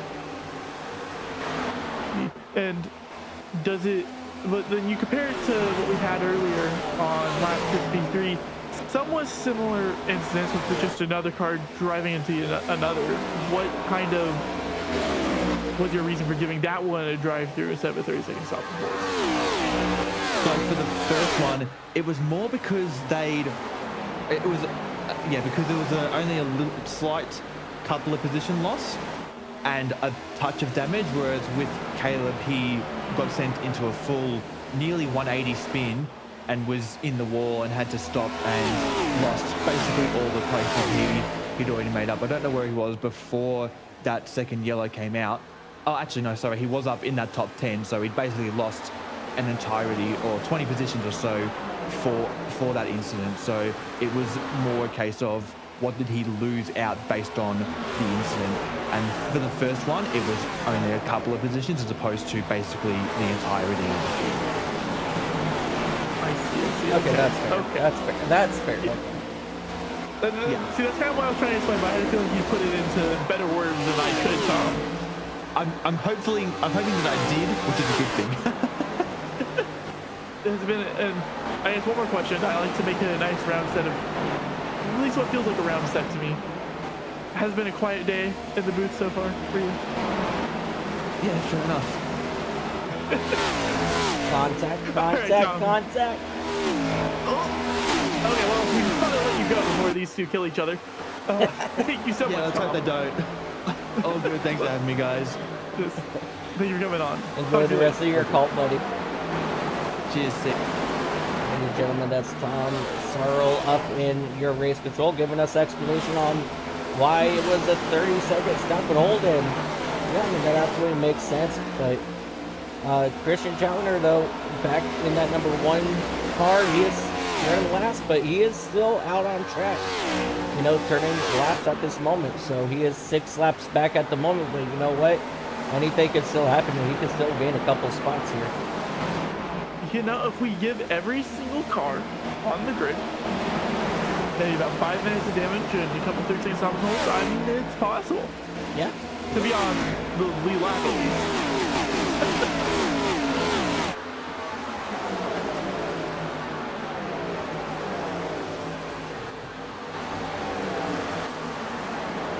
Getting some clear air here.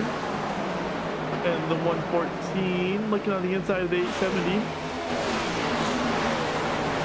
Just inching it through, inching it in.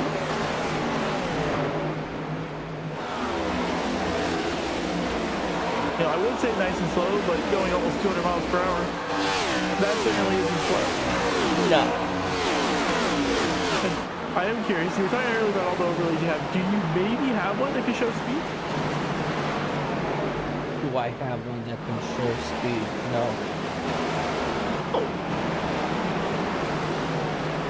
So Told you I didn't. Well, we go oh. You liar. Liar, it's on fire. We have issues for Mike Turk going quite a bit slower than the rest of the other guys. Oh, wait, he's smoke coming out. Who is it?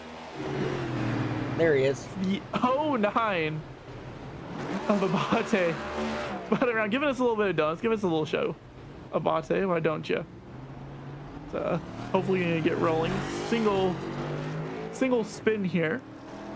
All right, so we're gonna go back take a look at Mike the Turk 80. first. Yeah, we're gonna come back take a look here at Mike the Turk. See what happened to him on exit of turn 2. Oh yeah. Just getting a little walk in. Nah, he might have got a little bit of help to start. But that was a good save. And then 3 wide. And the 2 wide. Slip up the track. Deep. Self-spin. And to dinking someone else in. Yeah, there it goes. You know, it's nice when you see a punch hand to a driver by their own car. Yep. In this case, putting the 09 around instead of whoever that was beside him. I couldn't tell quite. I'm not good at seeing the numbers on these. You know, you're supposed to be able to see the numbers on these cars really, really easily. I just can't do it. Yeah, I want to come back up here just and take a look here from our blimp view. Oh, yeah, okay, yeah, so there was no contact, actually. Maybe might have caught just the tiniest little bit of net code. No, he just started losing it. Just getting wild. Maybe that's what happens with some older tires here for the 47. That is true. That is true. And then the 9, he just kind of made his own destiny right here. I feel like he got into turn 3 a little too hot and just looped it around. And here's everybody down here on pit road, except Wayne Hutchinson in that number 17 Toyota. He stayed out. Being a bit of a hero today, Hutchinson. You know, you got to win one of them. Surely. Yeah. Christian Challenger. Even if you don't, you'll go for the triple header. Yeah. That is something.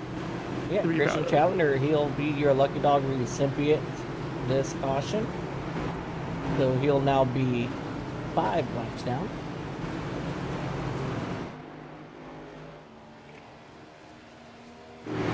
Now he just needs 5 more cautions, knock on wood.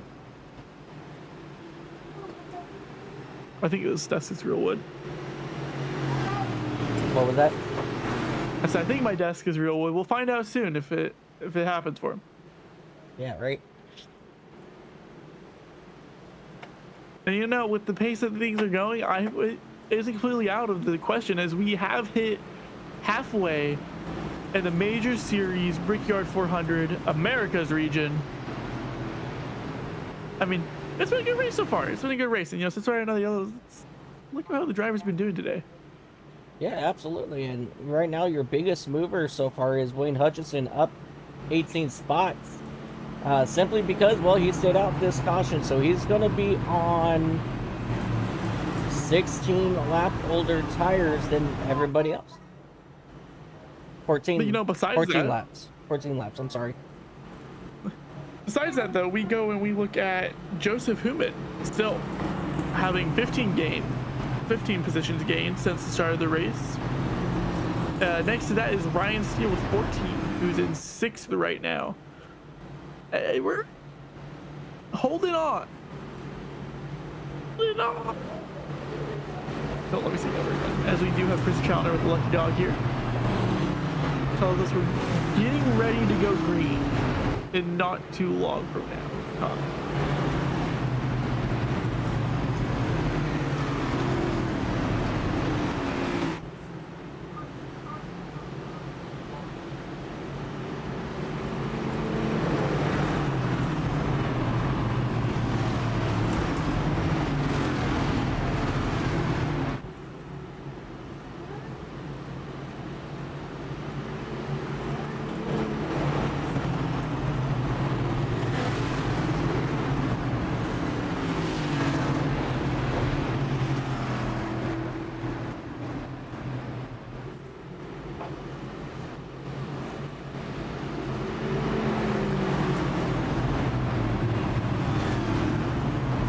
still got about an hour and 20 minutes left of racing here at Indianapolis as the field makes their way down this very long back straightaway.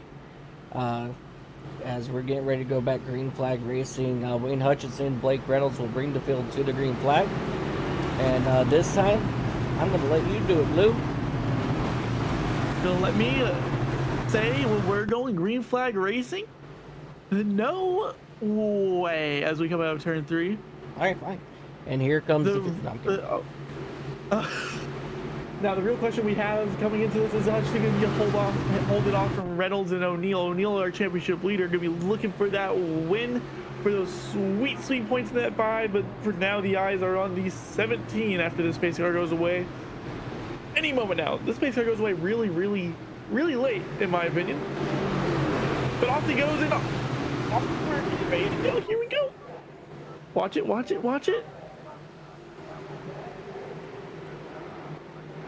There's the green flag and the go pedal from Wayne Hutchinson. Here we are.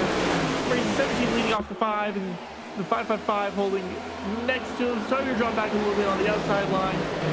And that's the big advantage that Hutchinson has. Hutchinson needs to not get beat into the inside or get beat out around the outside. The outside is harder to beat the 17 out around, as everyone, apart from Wayne, looks to be side by side. We are starting to even out. The 05 looking for the inside line. Has it on Hutchinson. Oh, 3 wide. Reynolds looking for 3 wide. Here we go, 3 wide. It's turn 3.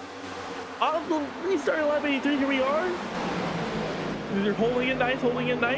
Wayne Hutchinson starting to fade away. Those tires taking effect. The 05 and 555, now the one's fighting ahead. Car's making the 3 wide to get past Hutchinson on those old tires. And there's a little shiver from Reynolds coming out of turn 4, giving it maybe just a little bit too much gas on the exit. So we approach 100 and... Yeah, there we go. 90 miles per hour down that main straight. Maybe gonna settle out here around the front. O'Neal dropping back just a little bit, hoping to maybe play off that slow stream as we come onto the back straight. And that right there is your first lap of racing under these new green flag conditions. Yeah, but there's still even more going on back behind us that we haven't even looked at yet. I mean, the front's just that exciting. Yeah, absolutely. I mean, we don't want to take it away from anybody else here. But Garen Batten, he's making his way around Wayne Hutchinson now. And here comes Lionel Callisto. He's making a run now. But yeah, Garen Batten, he went from 3rd all the way back to this 8th position here. So he's struggling a little bit here around our halfway point. But we still got a lot of movement going on back here. And Blake Reynolds, your race leader, he just set the new fast lap with a 51.95 or 945 actually. Qualifying times.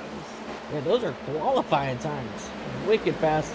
Only driver to get down into the 51 so far here in race trim. Blake Reynolds. No, that's a lie. Dallas Pataska has, I believe. Oh yeah. Dallas Pataska did, yeah. Yeah. We work so well together because we call each other out, guys. Is that 992? Is that what I'm seeing? Yeah, I think that's a 992, yeah. A 992? What? Where's his fastest lap time? Oh. Yeah, that is a 992. I thought you were talking about the Porsche car for a second. The Porsche car, what? The Porsche 992. Oh. Their cup car? Their GT3 cup car? Oh my gosh. We're oval racing, not rude. Oh, yeah, sorry. Let me... Yeah, you better. Nathan Dowd having connectivity issues. He is not coming back. Don't do that, Dowd. Don't do that. Half a lap. Oh, he's starting back. Nope, he gone again. You got this, Dowd. Dowd's internet, I should say. Oh, he's back. There you go. Yeah, he's back for the moment. Maybe just a small side. Oh, there it goes. Oh, we're back. Maybe just a small sigh of relief for Nathan Dowd every time he comes back. Oh yeah, just a little bit. But I mean, then again, he might not even know he's having issues unless somebody already spoke up to him. Because I know I've been in a couple of races before where they're like, Mike, you're blinking bad. I'm like, what are you talking about? Nobody's blinking on my screen. They're like, no, man, you're blinking pretty bad. And I'm like, what do you mean? And sure enough, they got mad at me because I ended up winning the race anyway. But and I got protested. You think maybe you won because they couldn't see you? Oh no, I thought I pulled my John Cena card out.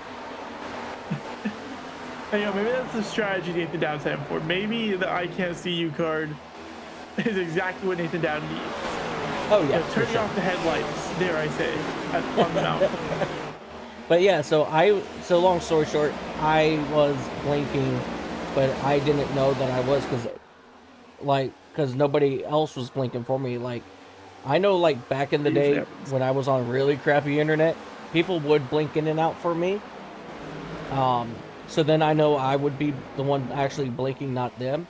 Well, with the newer internet now, you know, I'll have my connectivity. I can see everybody, but I'll end up blinking, and I don't know about it. Oh, we got trouble! Oh, there it is! Daniel Krim. Oh. Clear it. Please clear it. That surely gets cleared.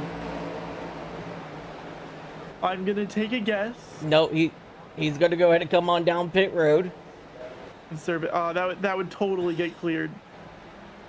I hope it does. I think it's too late. He's already serving it. I don't think it can get cleared now. I don't know. I'm assuming that'd be a stop and hold. Drive through, actually, I believe. No, because it was on entry, yeah, so it's gonna be a 40-second. This is what I'm looking for here. Y'all, look how close this crap was. Coming out of turn number 4. Loose. Oh, that is such a bad speeding in pit, too. Really tragic for the 64 of Daniel Krim here on this fine day, though coming back out. Yep. One lap down, given. So I just got word that Christian Challenger, he has loaded his car up into the hauler for the day. And so that makes Daniel Krim in that number 640 machine your first car one lap down. And I'm showing that he went ahead and got tires on that machine. So might as well get it done and over with and pray for a quick caution. Well, with how they've been moving, I wouldn't be surprised to see it here soon. We are getting nice and close up. Callisto on Garen Batten. The 97, not too far off from Batten, not too far from 65.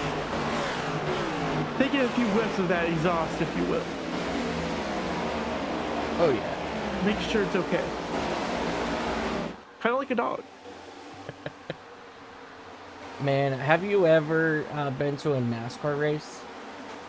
I have not, no. Well, oh wait, no, that is a lie. I've watched NASCAR modifies and street stock in person, but not an actual NASCAR safety race. Oh man, let me tell you what. When you first get to the track, there's nothing happening. It's all nice and quiet. You know, they've got the music playing.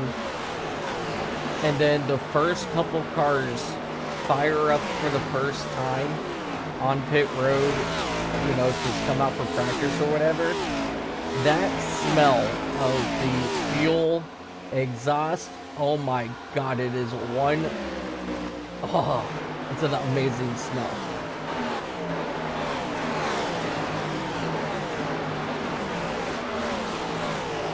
I believe it. I used to sit back behind our car when I was younger and just smell the exhaust and smell the fumes. Okay, so it's not the same. It's not the same, and no wonder you can't pronounce anybody's names. That makes a lot of sense now. You fried all your dang brain cells, man. Well, I can't pronounce them on the fly. Obviously, I can pronounce Reynolds and O'Neill and Warling and Love and Callisto. You know, it's still there. Yeah, how about Pataska? Pataska. Yeah, Dallas, you can pronounce that name. Yeah. See, I'm smart, just like these drivers are when they're driving these cars. You know, you ever put much thought into how much you need to manage being a sim racing driver without a team? I'm sorry, say that one more time? Do you ever realize how much you need to process being a sim racing driver without a team to back you up? Yes, a lot. It's You are so constantly thinking. You gotta think about the race, your car. You know, you gotta think about your next pit stop, your pit cycle, your pit plan. You gotta think about how you're driving the car. You gotta think about the car in front of you, car behind you. You gotta think about your own pace. You have to do setup stuff even. Sometimes it is so much. See, I don't worry so much about setups because, you know, you could just always go over to www.majorsgarage.com and get some amazing fast setups there. Even some free ones, I've heard. Yes. And I ran a few, and the ones I ran from them have been pretty solid. Pretty solid. Yeah, so the free ones are pretty much your baseline setups that you get through iRacing, but there's some minor tweaks, just enough to, you know, make the car, you know, run a little bit better. Oh, hard hit there for a baton. You know. Don't do that, Garen. Yeah, don't do that. But, you know, it's not going to be like, you know, a fast setup. However, there's a lot of people out there that say that, you know, the baseline could be sometimes even better than what you can come up with. So those minor tweaks, you know, they'll still change, you know, change the outcome of your races. So majorsgarage.com. There you go.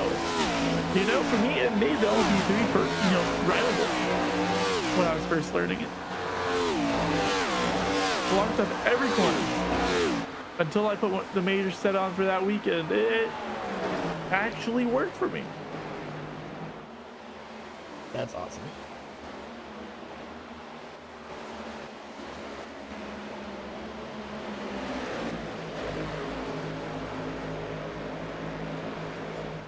Man, I was so excited to start to drive the LMP3, and then I realized I just can't drive it. It takes some time. It's like a lighter version of one of these cars. You know, you don't got ABS. You do kind of have traction control, but honestly, it doesn't feel like it helps much. And it can be rough. Yeah. And the reason why we haven't moved from this battle here, because this is your closest battle on track between Garen Batten and Lionel Callisto. Callisto having a couple decent runs on Batten, but he's just not able to get the job done unless if he's just chilling out right now behind Batten.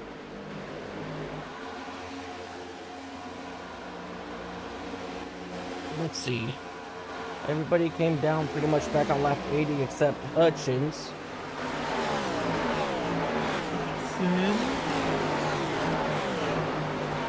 Still only 12th though on the older tires. Yeah. I'm just trying to do some math here.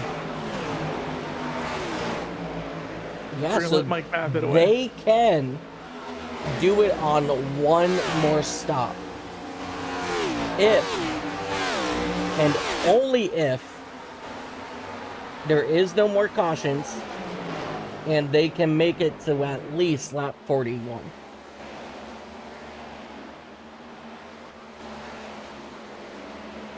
One of the stick.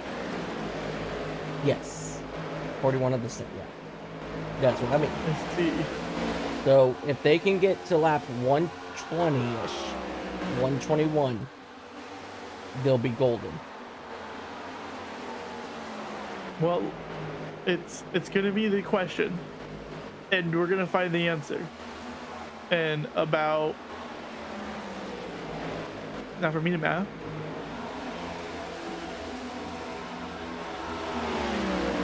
Mathing isn't mathing, Mike. Yeah, so that's in about 21 laps. Thank you, yeah. And that's 21 laps. We'll be getting the answer to that question.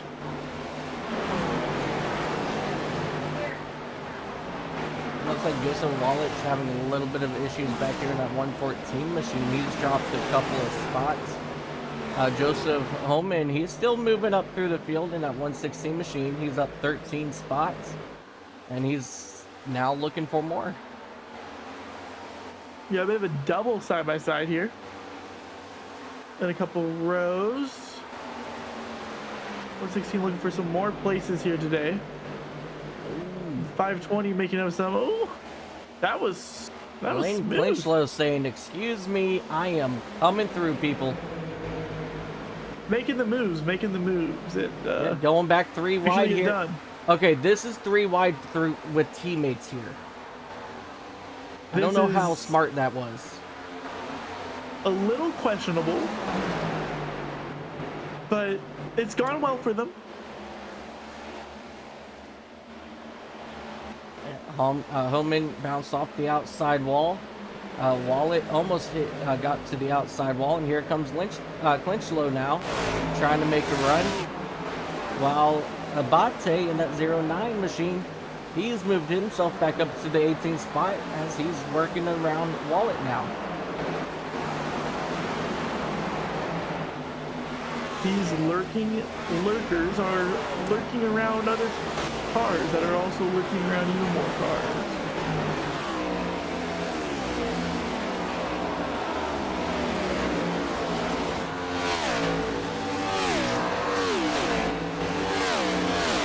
As we have officially hit 100 laps.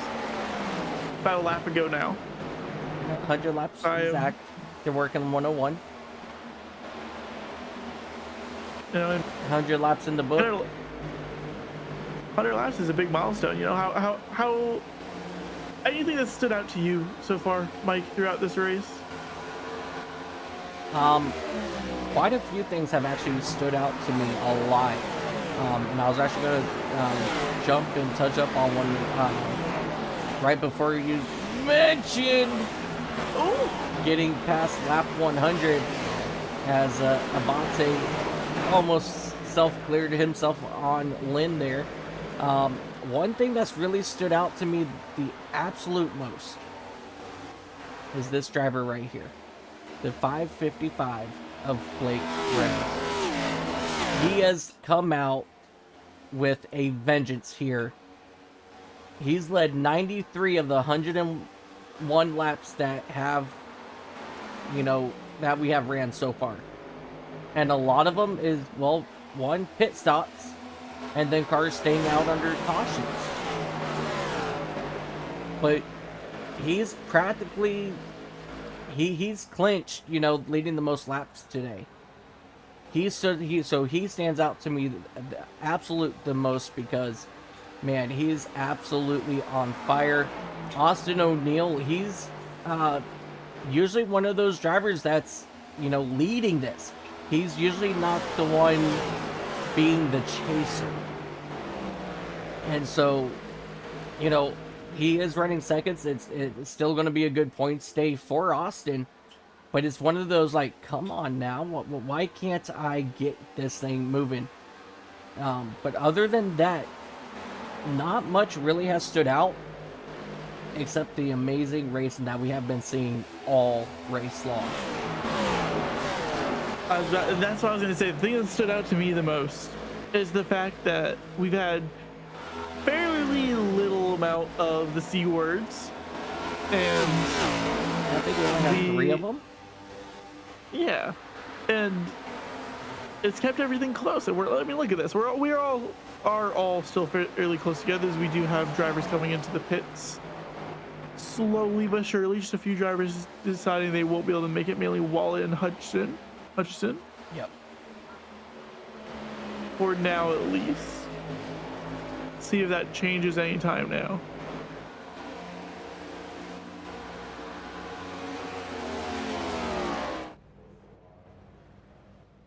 Yeah, Hutchinson down in the pits. He's gonna get 4 tires, and he's away.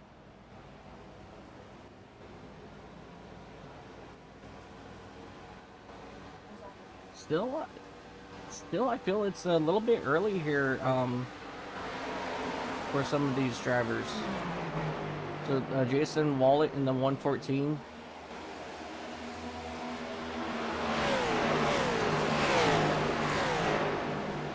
What happened to Wallet? Did he come down here? Yeah, Wallet came down pit road. Yeah, he did. Okay, never mind. Oh, I kept looking at Daniel Krim because it says he came down 88, and so when I was looking at Jason's name and looking back, I kept looking at Krim in our telemetry. Ignore me, guys. Just ignore me. Barnes and Sebastian Jackson running side by side.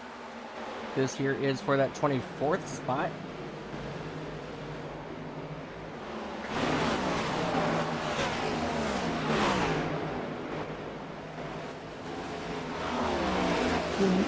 Nice and close, nice and snug, dare I say. With the 870, getting to know each other a little bit. There it goes. Ooh, maybe a little bit of a block, if you ask me. I'm sure the 870's not too happy with that. But continue on we shall. These are the last 2 drivers currently on the lead lap. We're gonna go ahead and jump ahead here. So this is going to be Holman and Abate duking it out here for that 15th position. And somebody else that we haven't really talked much about is Stephen Paulison in that number 58 machine. He's moved up 16 spots since we've gone green flag racing. Oh, that's something a bit more recent, but yeah, 16. Once again, nothing to scoff at, you know. Yeah. That was in 28. That was second to last. You know, last time when we started here today, 107 laps ago. Yeah, so definitely a really, really good turnaround for him. He is slowly closing in on that number 2 of Brenton Foster, but it's ever so slight. But he is trying to reel him in. Then the other driver I also wanted to touch on, which we've talked about quite a few times today, Ryan Steele in that number 12 machine. He's up 15 spots after starting 20th today. Once again, such big positions gained. You know, like many is the best word. 20th to 5th. Yeah. It's just a beautiful run. Yeah. Caleb Lamb as well, 24th to 14th, 10 spots. And I mean that's Still even that's even incident. you know, after, you know, he got absolutely clobbered. So I mean, he's having a good turnaround day here.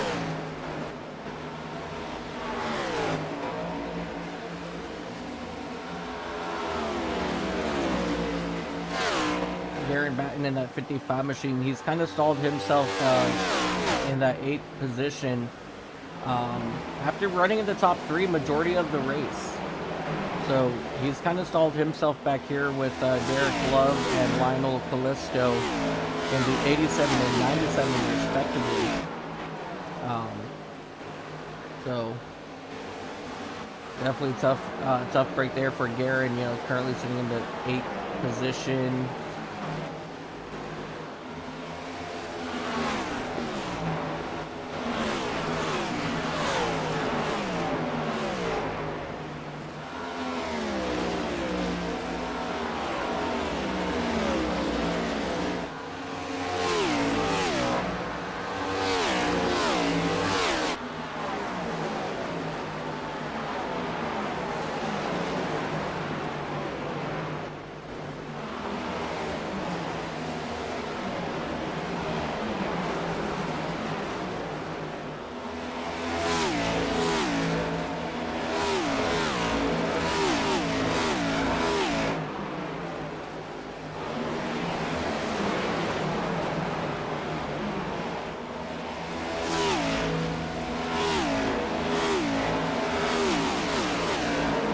know, I really wanted to run one of these races this week too. And it's always tempting seeing especially majors, because I have so many majors credits sitting in my wallet, dare I say, and I always want to run one. And then I think about it and I think real hard. I'm like, nah. But it's not because of what you guys might think it is. Honestly, they're only like wonderful races to run. It's just they're so fast. I ain't competing with this, you know? Yeah. That's not happening in the time frame that I decide to do races from. Yeah, absolutely. And I mean, if you ever do decide that you want to run one of these things, you let me know, and you know, I can possibly spot for you and, you know, push you through. But I think out of all of our upcoming events, you know, you can always head over to themajorseries.com, you know, and see all of our upcoming events. We got later on coming back up. Yeah, so August 30th, we have, for the international region, we have the Grand Prix of Long Beach. For the European, on the same day, it's going to be the Laguna Seca Grand Prix. And for the Americas, we're going to Portland for the Portlandia Grand Prix. And all these are going to be ran in the Indy cars. Delaria I-18. Yep. Or IR-18. Yeah, the Dallara IR-18. MEC, as you stated, we're going to go to Japan. I think that's over at Fuji. And that's going to be at September 5th at 11 a.m. for round number 1 for our second season this year. And then October 10th, we're heading to Mexico, over to Germany, to the Nürburgring Grand Prix track, I believe. That's going to be November 14th at 10 a.m. And then we're going to head over to Circuit of the Americas, December 5th. But here for Americas, our next event will be on the 30th again at Portland. And then we're going to go to Adelaide 250. All 3 regions actually will be heading to Adelaide, and I believe we're going old school. I think we're going to bring out the Audi 90 machine and the Nissan prototype car. And then on the 18th of October, we're heading down to Miami for the Miami Grand Prix, and then finishing out the season at Bristol, November 8th. So we still got 4 fun races coming up to clear out the year. And you know, I'm not gonna lie, I think I might have a Bristol circled, because I believe we're gonna be using the Gen 4 cars for that race, if I'm not mistaken. I'll have to double check on that. Small correction, you said Fuji, it's actually Suzuka. Oh, it's Suzuka, okay. My bad. Which I might have to dip my toes into the MEC. And every MEC race, I'm going to say this now because it's varied the last few seasons, the last 2 seasons, this is the 3rd, is every single race is 8 hours. Yeah. So. Oh! We just had one driver pound the wall on entry to pit road. Joseph Homan.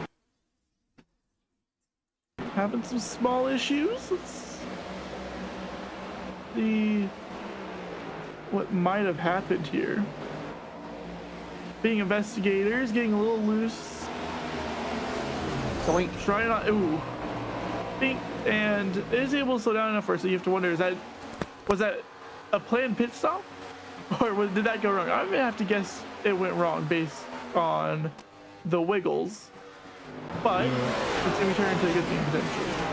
Yeah, definitely. And I mean, we have had a couple more cars come down pit road. Lynn Clinchlow came down, Timothy Klaus Sebastian Jackson, they all came down on lap 112 and 114. So they're going to have to pit at least one more time, because they're not going to be able to make it from here to lap 160. But we are just about 4 laps away from people able to make it if and only if we have no cautions. I think even more so if we have more cautions, but it's their choice. And they'll probably be losing out if there is a caution that comes out and they don't pit. But we'll see. We'll see how the strategy calls go. Yeah, absolutely. I'm gonna jump here real quick. Yeah, so round 12, Bristol in the night in the Gen 4. I may have to pull out my wheel for that one.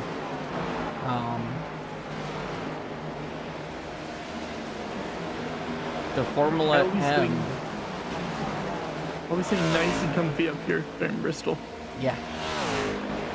Formula M follows with the SF23 car, which I believe is the Super Formula 23 car. That will be over at Mexico. Oh no, Miami. Because they said it'll be at Miami if it comes out. So, but yeah, And then Adelaide is in supercars, which that's gonna be a scary combination if you ask me. the Gen 3 supercars too. Oh, that's gonna be so loud and so terrifying. It's gonna be a lot of fun. You guys, we have so much racing coming up, guys. A lot of fun, guys. You don't want to miss it. You really don't. As we see Ross Banfield, he is all over the back bumper currently of Garen Batten for that 8th position. Right before we got, or as we panned over to him, I don't know if you guys saw, but there was a lot of movement out of both Batten and Banfield. So I think Batten, he's kind of on the defense at the moment as we are working now lap 119. So if these guys can go at least 2 more laps before they come down pit road, then everybody else, or then everybody will be able to make it from here on out to the end of this race.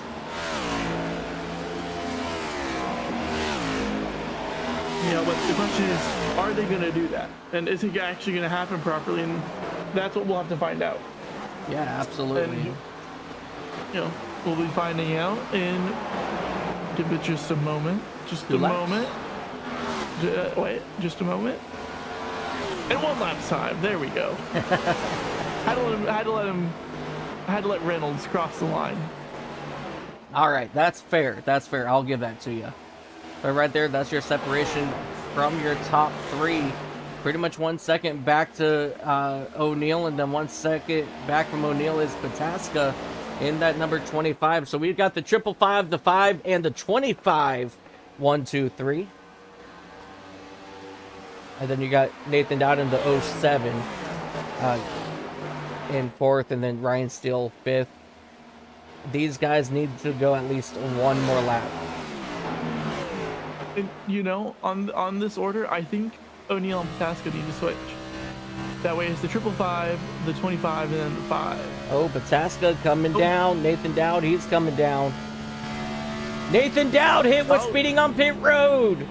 That's going to be a 40-second hold. And that right there, that's any chance at a podium gone for Nathan Dowd. Absolutely not what Nathan Dowd needing, knowing that this is the final pit stop of the day. 40-second stop and hold. Oh man, my heart breaks. And you're going to see Pataska pull away, and Dowd is just going to sit there for another 40 seconds. You see whirling behind. He came down and started his service after Dowd was already up on Jackson. I mean, that's right there. That just shows you how much ground you lose. He's still sitting there. Derek Love, he came down after Dowd, and he is now able to pull out, and he's going to get ready to go right about now. Hit the gas, hit the gas, hit the gas. Down. Go. Go. Is it? That's a really long stop and hold. You know, I wonder if he There was. we go. Yeah.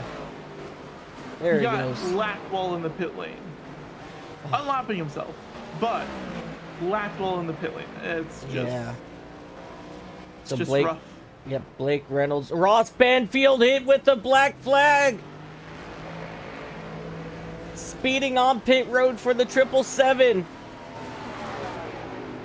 Guys, we know you gotta get in, but you can't speed in the pits. Oh man, that is absolutely heartbreaking for those two drivers. As of right now, everybody's come down pit road except, well, the 33 of David Baker. And of course, as I say that, he's going to slow down here. And that's going to give the race lead back over to Blake Reynolds. He was now has a 1.5 second lead over Dallas Pataska. And then Austin O'Neill fell back to third on this pit cycle.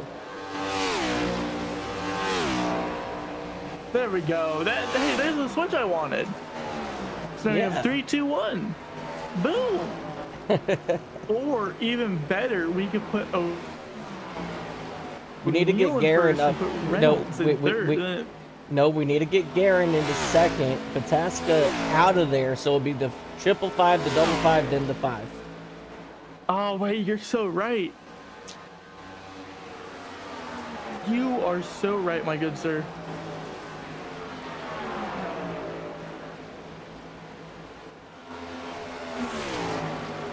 Man, Ross Banfield in that 777, 1 lap down.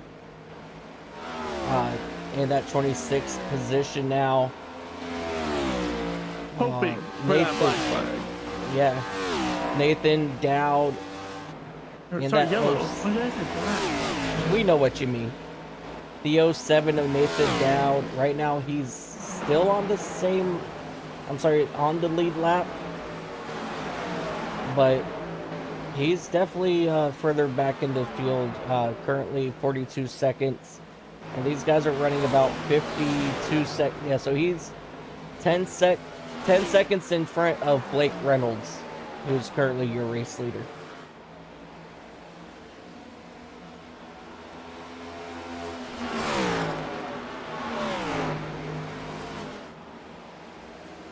Man, that's just absolutely crazy. And I want to give it up for Caleb Lamb in that 520 machine.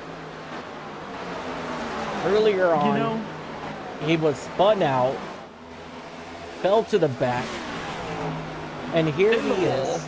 Yeah, and here he is up in the top 10.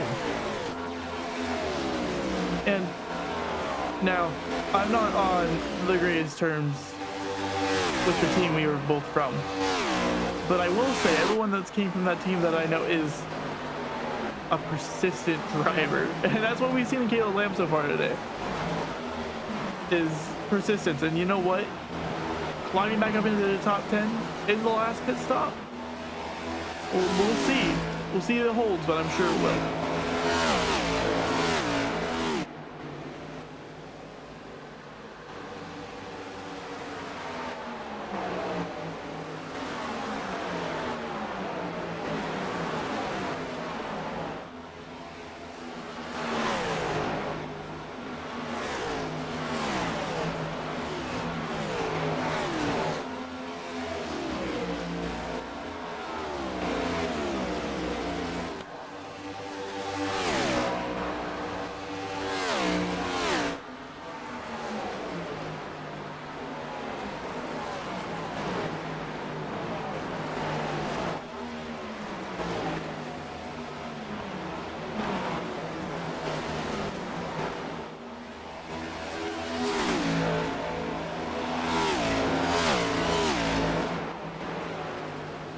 Eric Love on the attack from Lionel Callisto as they dive down here I think into you mean on turn. the defense.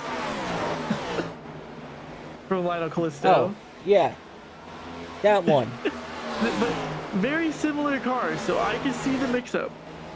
I can see the mix-up. It's okay. Look, it's been a long day for me too. I'm just saying. Man, I was up until what, 5 o'clock this morning.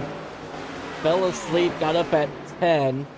You know, to find out that my 10 o'clock my 10:30 broadcast is not going because nobody really showed up.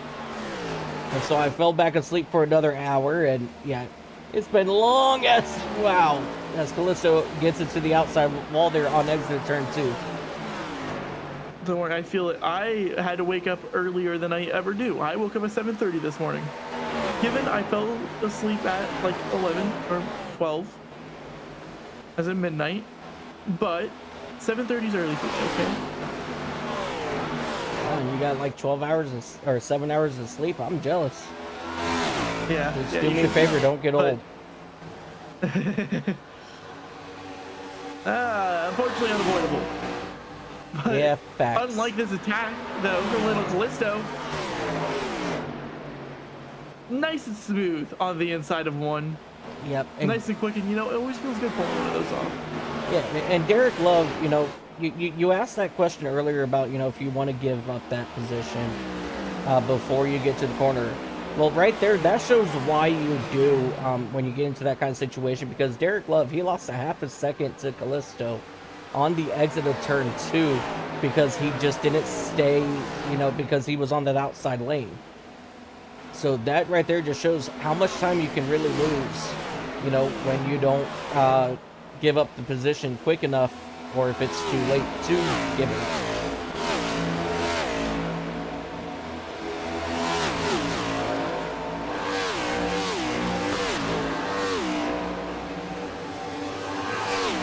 Stephen Paulison in that number 58 machine working on the inside of Wayne Hutchinson. Wayne, I'm sure, happy to be on fresher tires for this fight. Oh, yeah. And you know what? I see that we're getting ready to beat him. Yeah, 2 laps.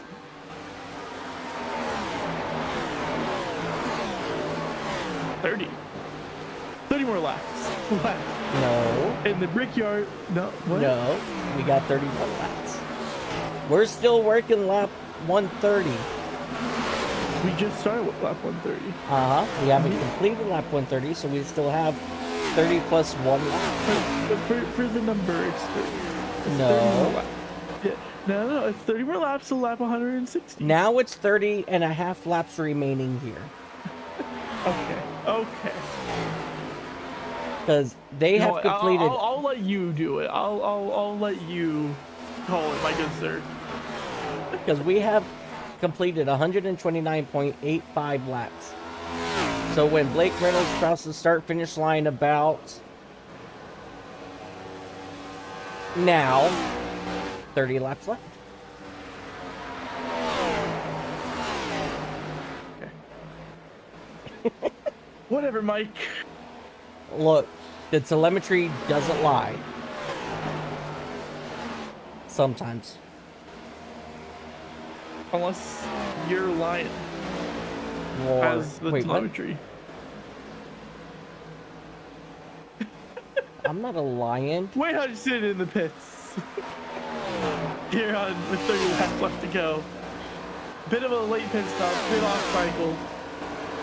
And it's gonna need some luck to come back from this. We're nearing this last stretch of the race. Yeah, absolutely. And hey, I mean, we saw it happen to him last time. You know, he got lucky, and Timothy Klaus, he's having issues out of turn 2. Taking a bit of an off track. Let's go back here, take a look. Okay, I know that popped up on my screen. Where did it go?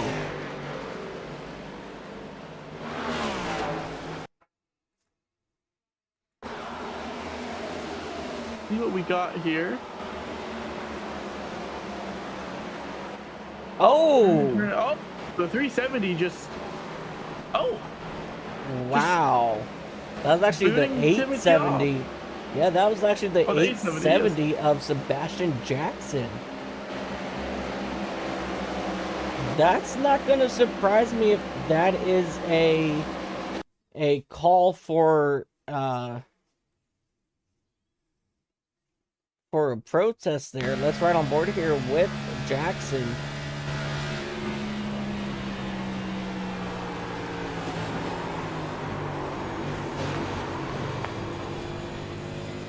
I think that's a protest. But Yeah. speaking of protests, I kind of want to go look back on. We have something that was appealed back on lap 2, the 613 and the 114 into turn 3. That was initially 30-second stop and hold, but it got appealed before being given. Okay. Can we find it? What lap was it? I'm sorry. 102. So lap We go searching for a replay here.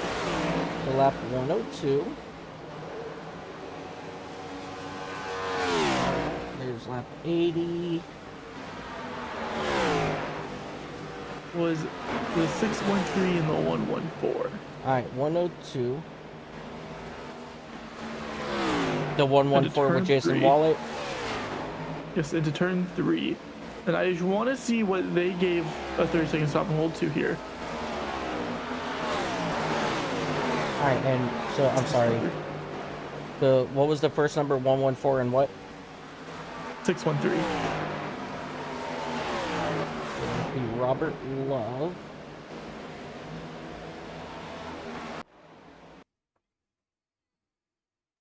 See what we had here that we missed.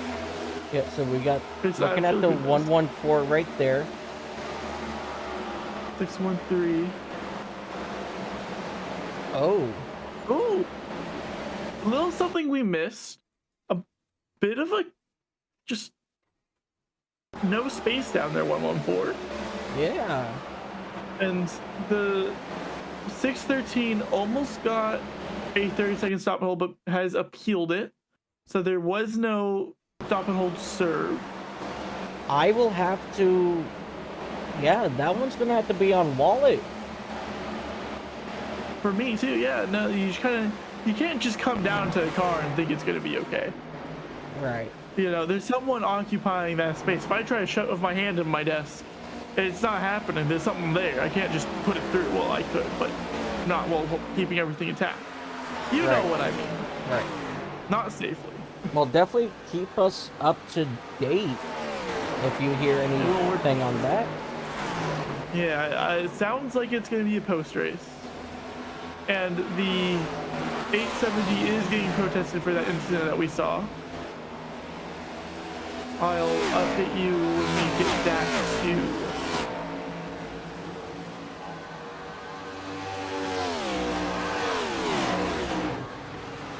We have 25 laps left to go here at Indianapolis Motor Speedway. And you know, if we're getting tired up here, just watching and talking. How do you think the drivers I say feel? that I yawn. I was I'm not talking about getting tired. I have to yawn, but yeah, how do you think these drivers feel? Because it's got to be exhausting, especially for a driver like Wayne Hutchinson, who has done all 3 regions of this race.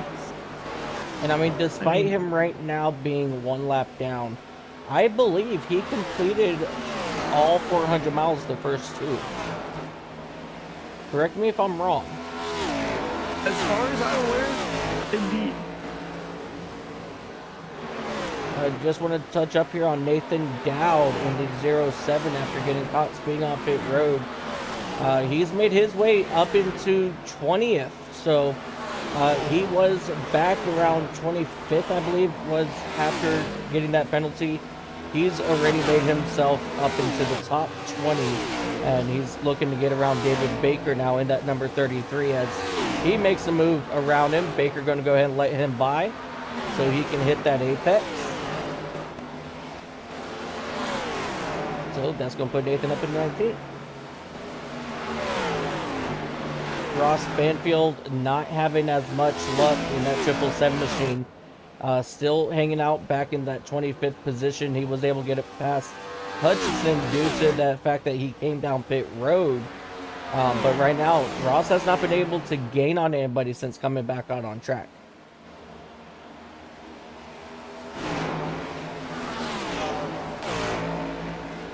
We got Mike DeTurk and Shane Vicari duking it out here for that 16th position. I'm actually very surprised about Vicari in that number 27 Toyota. He's usually one of those drivers here in the Americas that we're talking about, you know, running in the top 5, top 10. But he hasn't seen the top 10 all day long. I don't even think he's seen the top 15 today.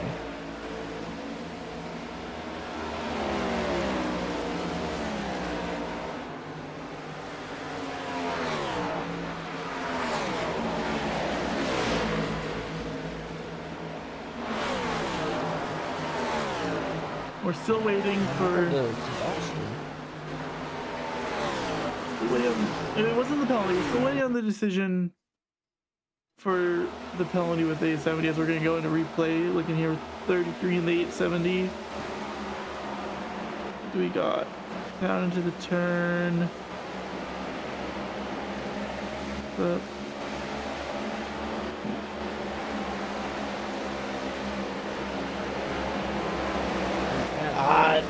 Ooh. Just a small wall tap. So why did he end up down on?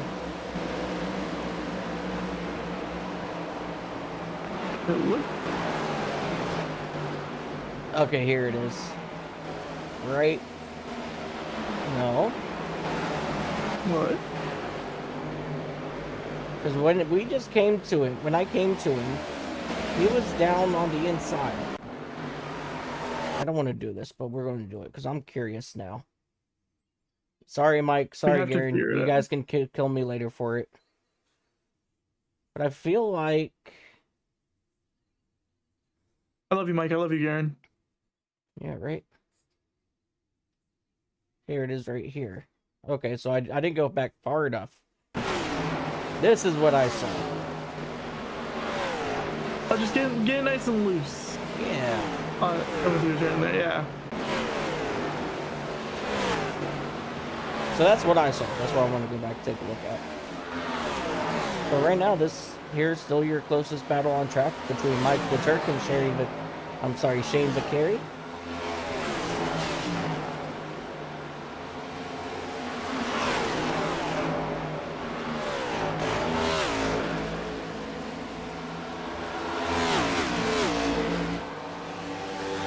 And I also want to point out Austin O'Neill. He is 1.2 seconds back away from Dallas Pataska, who is now only 0.65 behind Blake Reynolds. And then you got a 13-second gap between O'Neill and Moreland for that back to that fourth spot. So right now, your top three, they're on a whole different level right now.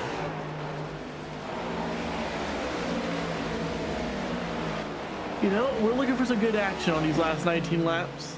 I think that's what we're going to be getting here coming up soon.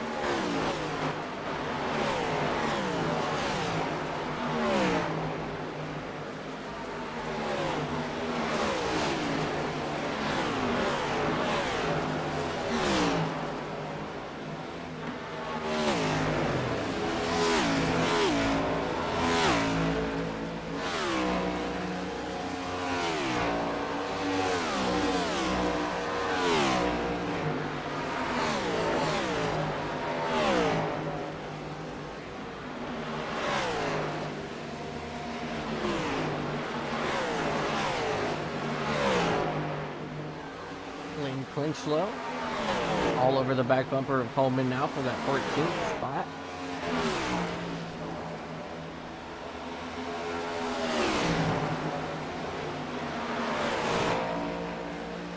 And we're still waiting on that penalty that came on lap 131 between the 870 and the 80. They haven't had a decision just yet.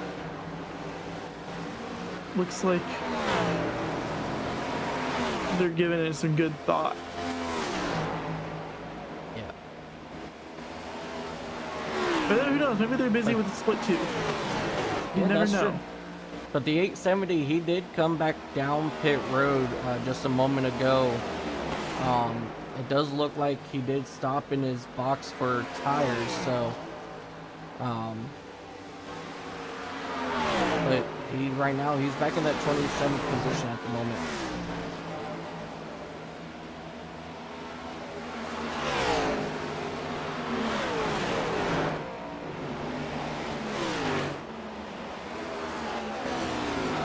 There's no black flags beard in anything. Lane But we have Clinchlow had coming down pit road. Oh, a little bit late, but maybe just a bad call. I don't know, gonna because say- everybody should have been able to make it all the way. It could have just been a bad call, just a little too little fuel, or went in too early. And then there were a few cars that went in a bit before the time that they should have. Yeah, for sure. I was just gonna say, in split 2, we have the only 4 yellows so far.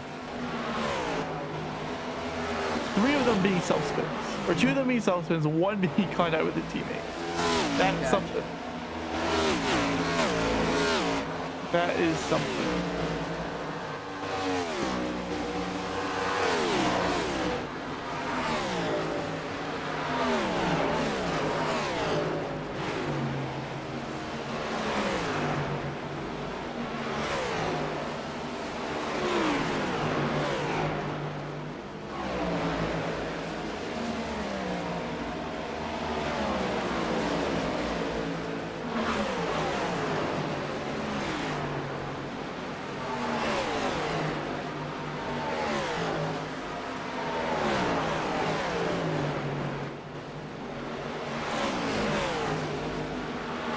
This right here, this is your separation from your top 3. It's so close together so far. I mean, how often do you have a race where your top 3 is actually this close together?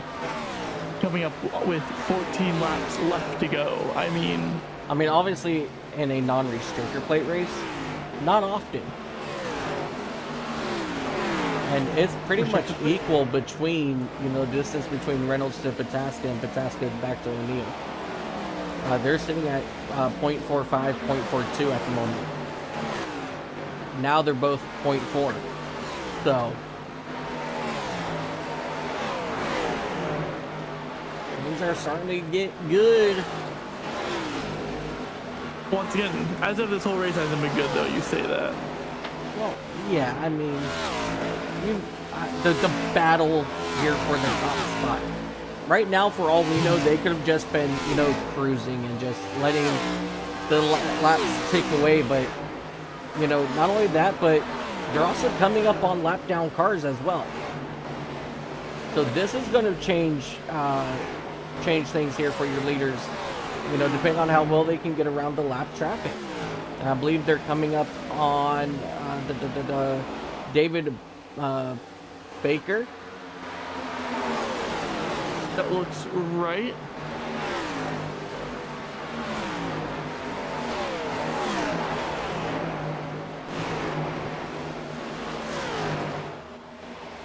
There's one car between them. Yeah, there is actually one car between them. Can't seem to catch who that is, but he's pulling over. Letting them through. So now your statement is indeed correct. Right. On the way to Baker now. For Reynolds, Pataska, and O'Neill. There's Klaus coming out of the pit. Okay, so it was the 640 of Daniel Krim out of Robinson County, Tennessee. We do have a update on the 870 with the 80. It has been decided to be a warning to the 870. which is a pretty lucky way to get out of it. Yes. Oh, just big not- wobble out of Pataska. That's going to open up the door for O'Neal. Pushing the car hard, maybe just a little bit too hard. O'Neal getting nice and through. Again, smart move by Pataska, allowing him to get by so that he can hit the apex in the corner as well. So he doesn't lose as much momentum as he would have if he tried to fight it on the outside. So once again, a good move there out of O'Neal. And right now, O'Neal, he's trying to get to the back bumper of Reynolds. And I think between Pataska and O'Neal, I think O'Neal has the better shot at the win here against Reynolds. I mean, you are looking at our championship leader. I mean, you would certainly think so.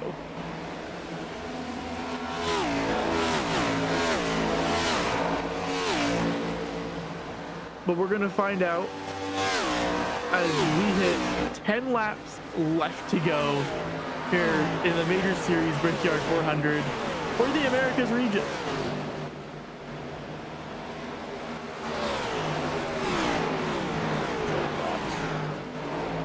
10 more minutes, and then we gotta leave Indianapolis, man. I don't wanna. Wait. We got interviews after that. We gotta remember, we can interview the top 3 drivers. Heck yeah, so we don't have to that's- leave that early. Heck yeah. So that's like another 15 on top of that. Oh, man, another 15 minutes. Man. No. So that makes it like 25 minutes we're here for, depending on how long these interviews last. Oh, man. And you know, you have to consider the flight and actually getting to the airport and getting out of the airport and through TSA. I mean, we got time here in Indiana. Maybe not the circuit, Okay. but in this general area. Well, you know We're what? okay. I guess while we're here, I'll go say hi to my father-in-law then. Hey, you know? Sure, go for it, man. Yeah, they live about 45 minutes from Indy, so. Maybe they're hearing the nice loud roar of these cars here today. And the virtual Possibly. Indianapolis. Yeah, Caleb Lamb in that 520 machine. He's up 15 spots, still in that 9th position. Garen Batten struggling still in that 8th spot. You know, Caleb Lamb has done essentially last to first twice here today. Not Yeah. last to first, but last to top 10. And Just about. one- I mean, 15 positions, knocked down a bunch earlier. I mean, those are some big gains. One more shout out to Nathan Dowd after that speeding penalty. He's up to 14th. He is still about 8 seconds back behind Seaman Paulison, but that's a really, really good turnaround here for Nathan Dowd in points. Bit of a salvage, if you will. Yeah.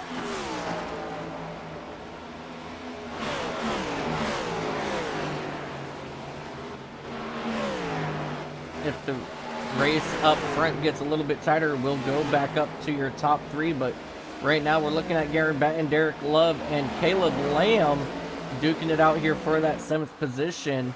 And right now, it looks like Lamb, he's getting a decent run here on Batten, and here he goes. He's going to make the move on the inside. Not going to be able to get there. And he's Not going to... quite enough of that space. Yeah, and he's going to lose a little bit of momentum there because of the arc that he made down into the turn 3. So he's going to try it again here out of turn 4, see what kind of run he can get here on the front straightaway. And this is where the slipstream is going to be oh so very crucial. Though it does look like the gap's gaining between the two. Garen, I might have lied just a little bit. It looked like it was gaining there on the straight, but Wobble. Lamb seems to gain quite a bit in the corners. There's a wobble. Bryce Roberts in chat saying, let's go Austin. He's rooting for Austin O'Neal in that number 5 machine, currently sitting in that 2nd position. Somewhat there, just about 0.8 seconds back from Reynolds, but Reynolds starting to pull away now, so. We'll see how it goes. Absolutely. Hey, you know what we're almost on here in Indianapolis? We're almost to 5 to go next time by. We are almost 5 to go. Next time by 5 to go laps. And we can breathe a little easily, knowing surely there'll be no more cautions, yellows, incidents, or wrecks. Well, I mean, Is I that can not- always am I just right or hit am I my right? I can always just hit my caution button that I have programmed right here. I mean, that could just I change the don't- whole complexion of this race. I mean, with 5 laps left to go. I think I'm going to hit it as they come to the white. I'm kidding, guys. I'm not even in admin session. Honestly, I don't think you're that many seconds. If you really want it, if you really want it, I can't stop you. But I won't be taking the fall. Oh no, you held a gun to my head. I had no choice. If I'm going down, you're coming down with me.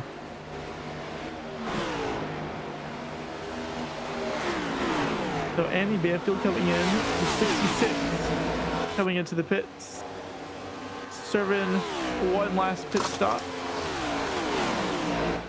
Just 5 to go, 4 to go really, which is really, really rough on it. Oh yeah, definitely.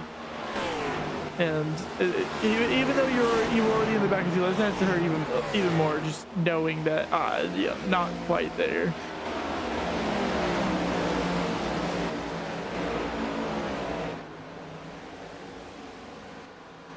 Blake Reynolds in that 555 machine. He is coming up on the lap traffic directly in front of him of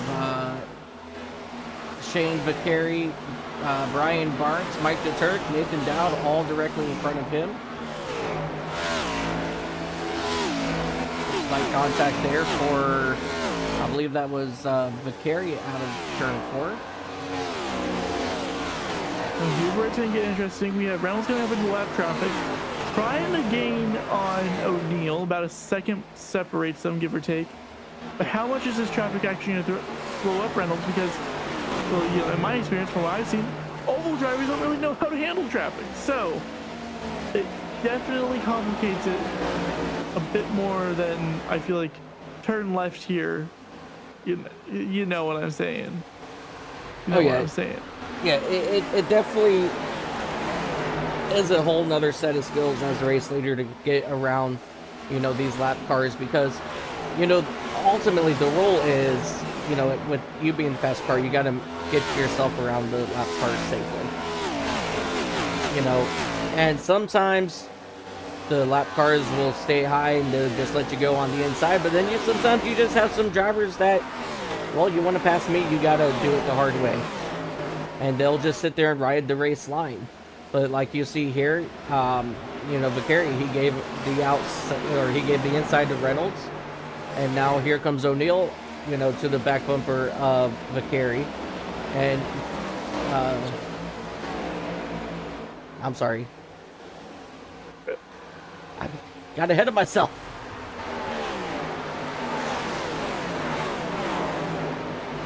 But you see Barnes, see how he just pulled off to the side there, allow him by.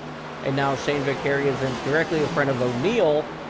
Once O'Neal gets to him, Vicari, he's going to stay high as well and just allow him to go by. But white flag, I believe, is going to be in the air this time by for Blake Reynolds in that 555 machine. Garrett Batten has issues on the back straightaway, but we are still green flag. We're going to let it play out. Okay. We're going to let it play out as the white flag was already in the air when Garrett Batten had his issues out of turn number 2. But right now, coming down the back Holy straightaway. green. Heck yeah. Blake Reynolds, what an incredible run for him. What an incredible day. Absolutely just killing it out here today. He has led 152 laps here at Indianapolis out of the 160 here today. And ladies and gentlemen, your Brickyard 400 winner for the Americas, Blake Reynolds in the 555 machine. Austin O'Neill, he'll come home second in his number 5 Fusion machine, followed by Dallas Pataska in the 25 machine. Travis Worling, he's coming out of turn number 4 now. He's going to come across the line to come home 4th. And directly behind him, Ryan Steele will round out your top 5. Boy, oh boy, oh boy, what a race, man. Let's go ahead and go back real quick. Let's take a look and see what happened to Garen Batten on the exit of turn number 2. A little help from the 520. Oh! Almost collecting the 520. Bit of a repeat of the 520's own incident almost. And that's a rough way for it to go. Yeah, and Kate. Yeah, that is pretty tough. Can we get an onboard with the 520 for that? Potentially? No. No? Okay.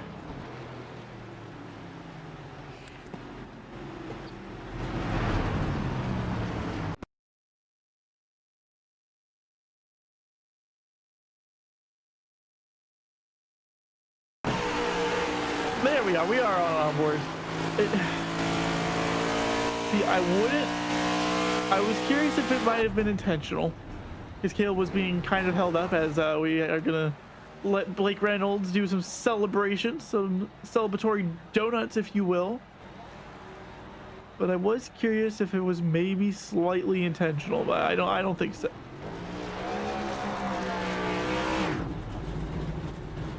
My man, you're always looking for something to see if it's intentional. You know, you just gotta be curious.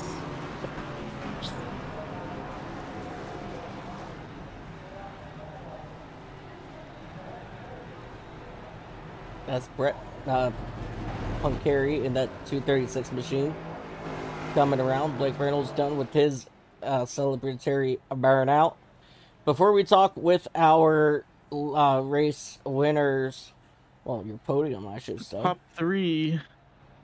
Let's go ahead and take a look at your race results presented by Collateral Damage Sports Network. Shane Cochran designed this here, and let me show you how beautiful this really is. Boom. Blake Reynolds led 152 laps here in the Brickyard 400 to bring home the race win. Second will go to points leader Austin O'Neill and Fusion Gold America. And then your Majors Garage driver Dallas Pataska will come home 3rd. 4th, it will go to Travis Worling. Ryan Steele will come home 5th. Lionel Callisto will come home 6th. Derek Love. Caleb Lamb. I'm sorry, Caleb. But that is possibly due to change, depending on if the protest is going to be forthcoming. Brenton Foster 9th. Brett Punkary will be 10th. And to update real quick, it has been a protest put into that. It will be post-race. Yeah, that's what I thought there. 11th is going to be Christian Abate, which could actually end up being 10th. So, again, these are on official results. Stephen Paulison, Nathan Dowd, Mike DeTurk, Brian Barnes, Shane Vicari, David Baker, Robert Love, Ross Benfield, Joseph Homan will round out your top 20. And rounding out your field today, it's going to be Wayne Hutchinson, Lynn Clinchlow, Jason Wallet, Sebastian Jackson, Garrett Batten, Timothy Klaus, Daniel Krim, Andy Banfield, Christian Challenger is going to round out your field here for today. Your hard charger today is probably not going to be Caleb Lamb, depending on results of protest. So that will probably go to Ryan Steele in the number 12 machine, pending the outcome of that protest. Blake Reynolds led the most laps with 152. Fastest lap was Blake Reynolds. Austin O'Neill, who finished second, was your pole sitter. We did go for 160 laps, 4 different leaders with 3 cautions for a total of 9 laps. And let me tell you what, that is absolutely incredible. What a finish. What a race. And with that being said, are our top 3 drivers ready for interviews here today? Let's find out. How do you want to do this? Yeah, let's go ahead and We can talk to our top. we can do it. How do you want it? I don't care, man. Look, it's your show. You run it. It's Talk, my show. talk to who you want. Okay. Well, I mean, first up, we have our winner and the man who led 151 laps. I believe that is correct. We have Blake Reynolds. Blake, how are you doing today? Yes, sir. I'm sorry. Yes. How are you all doing?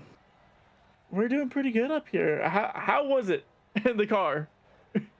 Pretty long. You got to be real patient with this stuff. You know, it was nice being up front for a lot of that. But then right at the end, you get to the traffic, and these cars have more dirty air than people think. It's like borderline Indy cars, so especially with the limit of the tire and the cars being so heavy, and you know, diffuser aerodynamics. It's just a whole bunch of factors that make it not so cool behind a lap car. That last stint, you know, I had a gap to like Austin and Dallas, but I just knew if they got to me, they weren't going to pass me because of the dirty air. So I started saving fuel and tires just so I could have a little burst if I needed to at the end. And lucky enough, I had to use those tires at the end, the lap traffic, just to be able to have something to power by them, break that dirty air. And then 152 laps coming with a win. What's the strategy that goes into that? Well, this track you have to run like a road course, right? Because you don't get lap when you pit. So there were a couple times like certain lap numbers I was like remembering, like, you know, just if I hit this lap, I'm good on exactly one more stop, or like just a few laps extra in the tank in case of a green white checkered. So if we have a caution this lap, I'm pitting. Even under green, you know, I was considering right at the end, I was actually thinking of pitting a lap early, just because I knew Dallas probably had to pit a lap early, and he did, but luckily he didn't jump me. I was just trying to cover that off the best I could mentally, and luckily I didn't have to. I just ran it out and pitted. So that's kind of what you have to do. You kind of have to run it like a road course a little bit. I see. So a lot into the fuel plan and everything. Yeah, you know, you saw there's like no fall off. So Yeah. like hardly any. And then, you know, if you try to save your tires, it's not going to happen, you know. So you really kind of just have to play the fuel almost like a sports car race. I see. Would that include fuel saving? Was that like any sort of Oh yeah. like, consideration? I was lifting at like the 2.5 and the 2, and you know, on a Q lap we're braking at the 1, and we're lifting and braking at the 1. So you know, it's an extra 100 yards or something, 100 or feet here at Indianapolis. Yeah. So Yeah. Feet. Yes. We So- use feet here in America. yeah, big lifts and coasts. It's about 200ths of a gallon, which you know, if you need that extra third of a lap based on when you go green, that'll save it for you. I see. Well, wonderful race today. It was a lot of fun watching out on the front. You know, took the green flag with the green car and took the white and checker flag with the green car. Yeah. Will we be seeing you up here again, you think, for any other of the rounds coming up? Yeah, last round I raced at Road America, and I had a good fight with my buddy Austin. We're going to be teammates the rest of the season. I'm on with the Fusion Gold guys, I think. Yeah, we're going to be scoring points for them, helping them win the team championship, and then aiding Austin with setups for some of these oval rounds. That's kind of my strength. So, yeah, we're just trying to help a buddy win a championship, just like I did in 2018. Well, we're excited to see you here again in the future, in future rounds, and have good luck with them. Thanks, guys. You have a good one. I see you too. And that was your race winner, Blake Reynolds, with 152 laps. I mean, that's That's a good number right It's there. crazy. Absolutely And crazy. I think I'll let you, Mike, take on Austin O'Neill whenever you're ready. As it seems Dallas Pataska's not going to join us. Yeah, so we got runner-up driver of that number 5 Fusion machine, Austin O'Neill, with us. Austin, what an incredible run for you here today, starting on pole. You were pretty much top 2 all day long. I know Dallas got past you on that one of those last pit stops there, but what was it going to take for you in order to catch up to Blake and possibly win this race today? I mean, Blake and I both had pretty equal cars, and it was going to take a mistake from him to get me a little bit closer. I shouldn't have come out so far behind Blake in general, and then even behind Dallas in that last pit stop. But tires were worn, brakes were kind of cold, and I blocked up the front end of the box, had to back up, and it made the last stint a little bit harder on myself. But the only thing that could have made a difference there at the end was the lap cars, holding Blake up, but not really holding me up. I mean, they got out of the way for the majority of the bit of us navigating through it, but it just wasn't enough to get me there, and I burnt my tires up trying to get to Dallas's toe so that I could even have a shot if the pack that I was looking at, which end up getting to us if it was even going to, based on our pace and our tire fall off and all that. But yeah, it's just nothing to hang my head on. Running second to Blake, I feel like I kind of owed him one. We had a good finish at Road America a couple weeks back, so this was his kind of redemption to get one back on me, and to have somebody that's a pretty stout contender with NASCAR not too far ahead of me is nothing but pretty cool. Yeah, absolutely.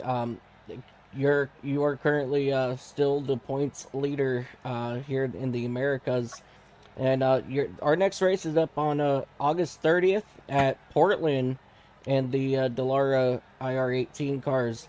What's it going to take for you to get a strong finish in Portland, and then moving on to Adelaide and Miami, and then finally ending it out in Bristol? Well, I mean, it was a shame to see Christian and Nathan have bad luck today. I mean, with those two being the next two contenders really for the title. I'll be interested to see how that kind of plays out with drops and stuff. I really would have. It was going to be really interesting if Nathan didn't have a speeding penalty, I believe, and kind of fell out of that 4-car battle that we had going on there. Yeah, it's gonna be an interesting kind of end of the year. We kind of leave the ovals and go to the road stuff. Adelaide should be pretty good for me.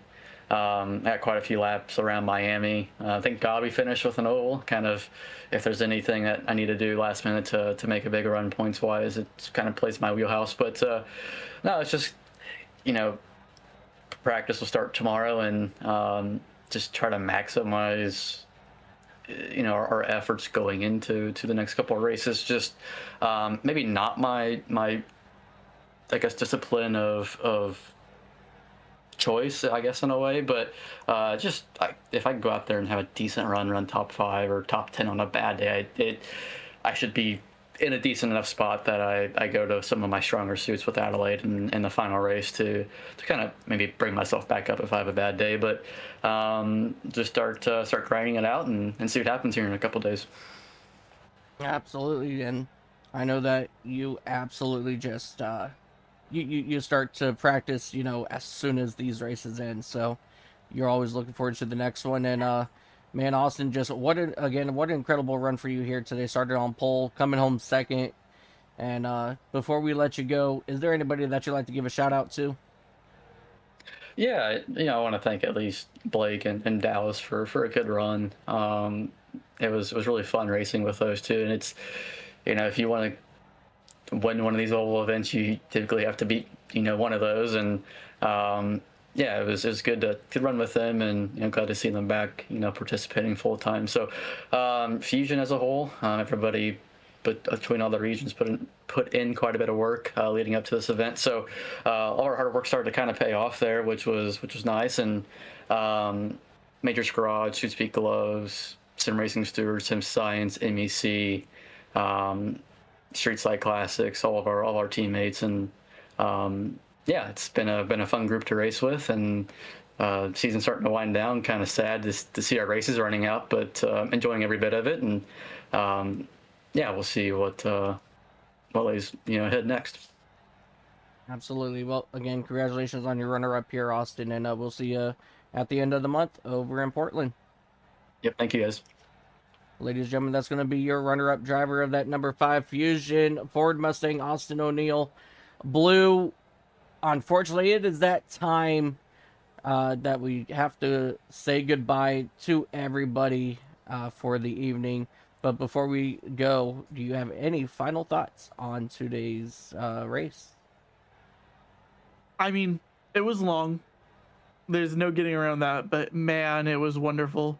And all the drivers put up a good showing of some sort. I feel like we had every driver in the shot at some point. I think every single one of them came up in their own way during the race, and that's always wonderful to see. And as much as I love a nice big field, that's something you can only get with a small field, and a small and competitive field is what we got today. And I'm not excited for the airport. But that's after the fact. Yeah, absolutely. That's definitely after the fact. But unfortunately, like I said, guys, this is going to be it from us. What an incredible run. Congratulations to Blake Reynolds in that 555 Toyota Camry, bringing it home for the Brickyard 400 Americas.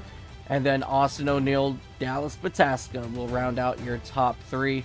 And that's going to do it for us right here on the Major Series Network for the Americas regions. And until next time, ladies and gentlemen, I am Mike Taylor. We got Blue Carl with us. And until next time, ladies and gentlemen, always remember, no matter what you do in life, have fun doing it. If it's not fun, go and make it fun. Until Portland, have yourself a beautiful, wonderful time zones.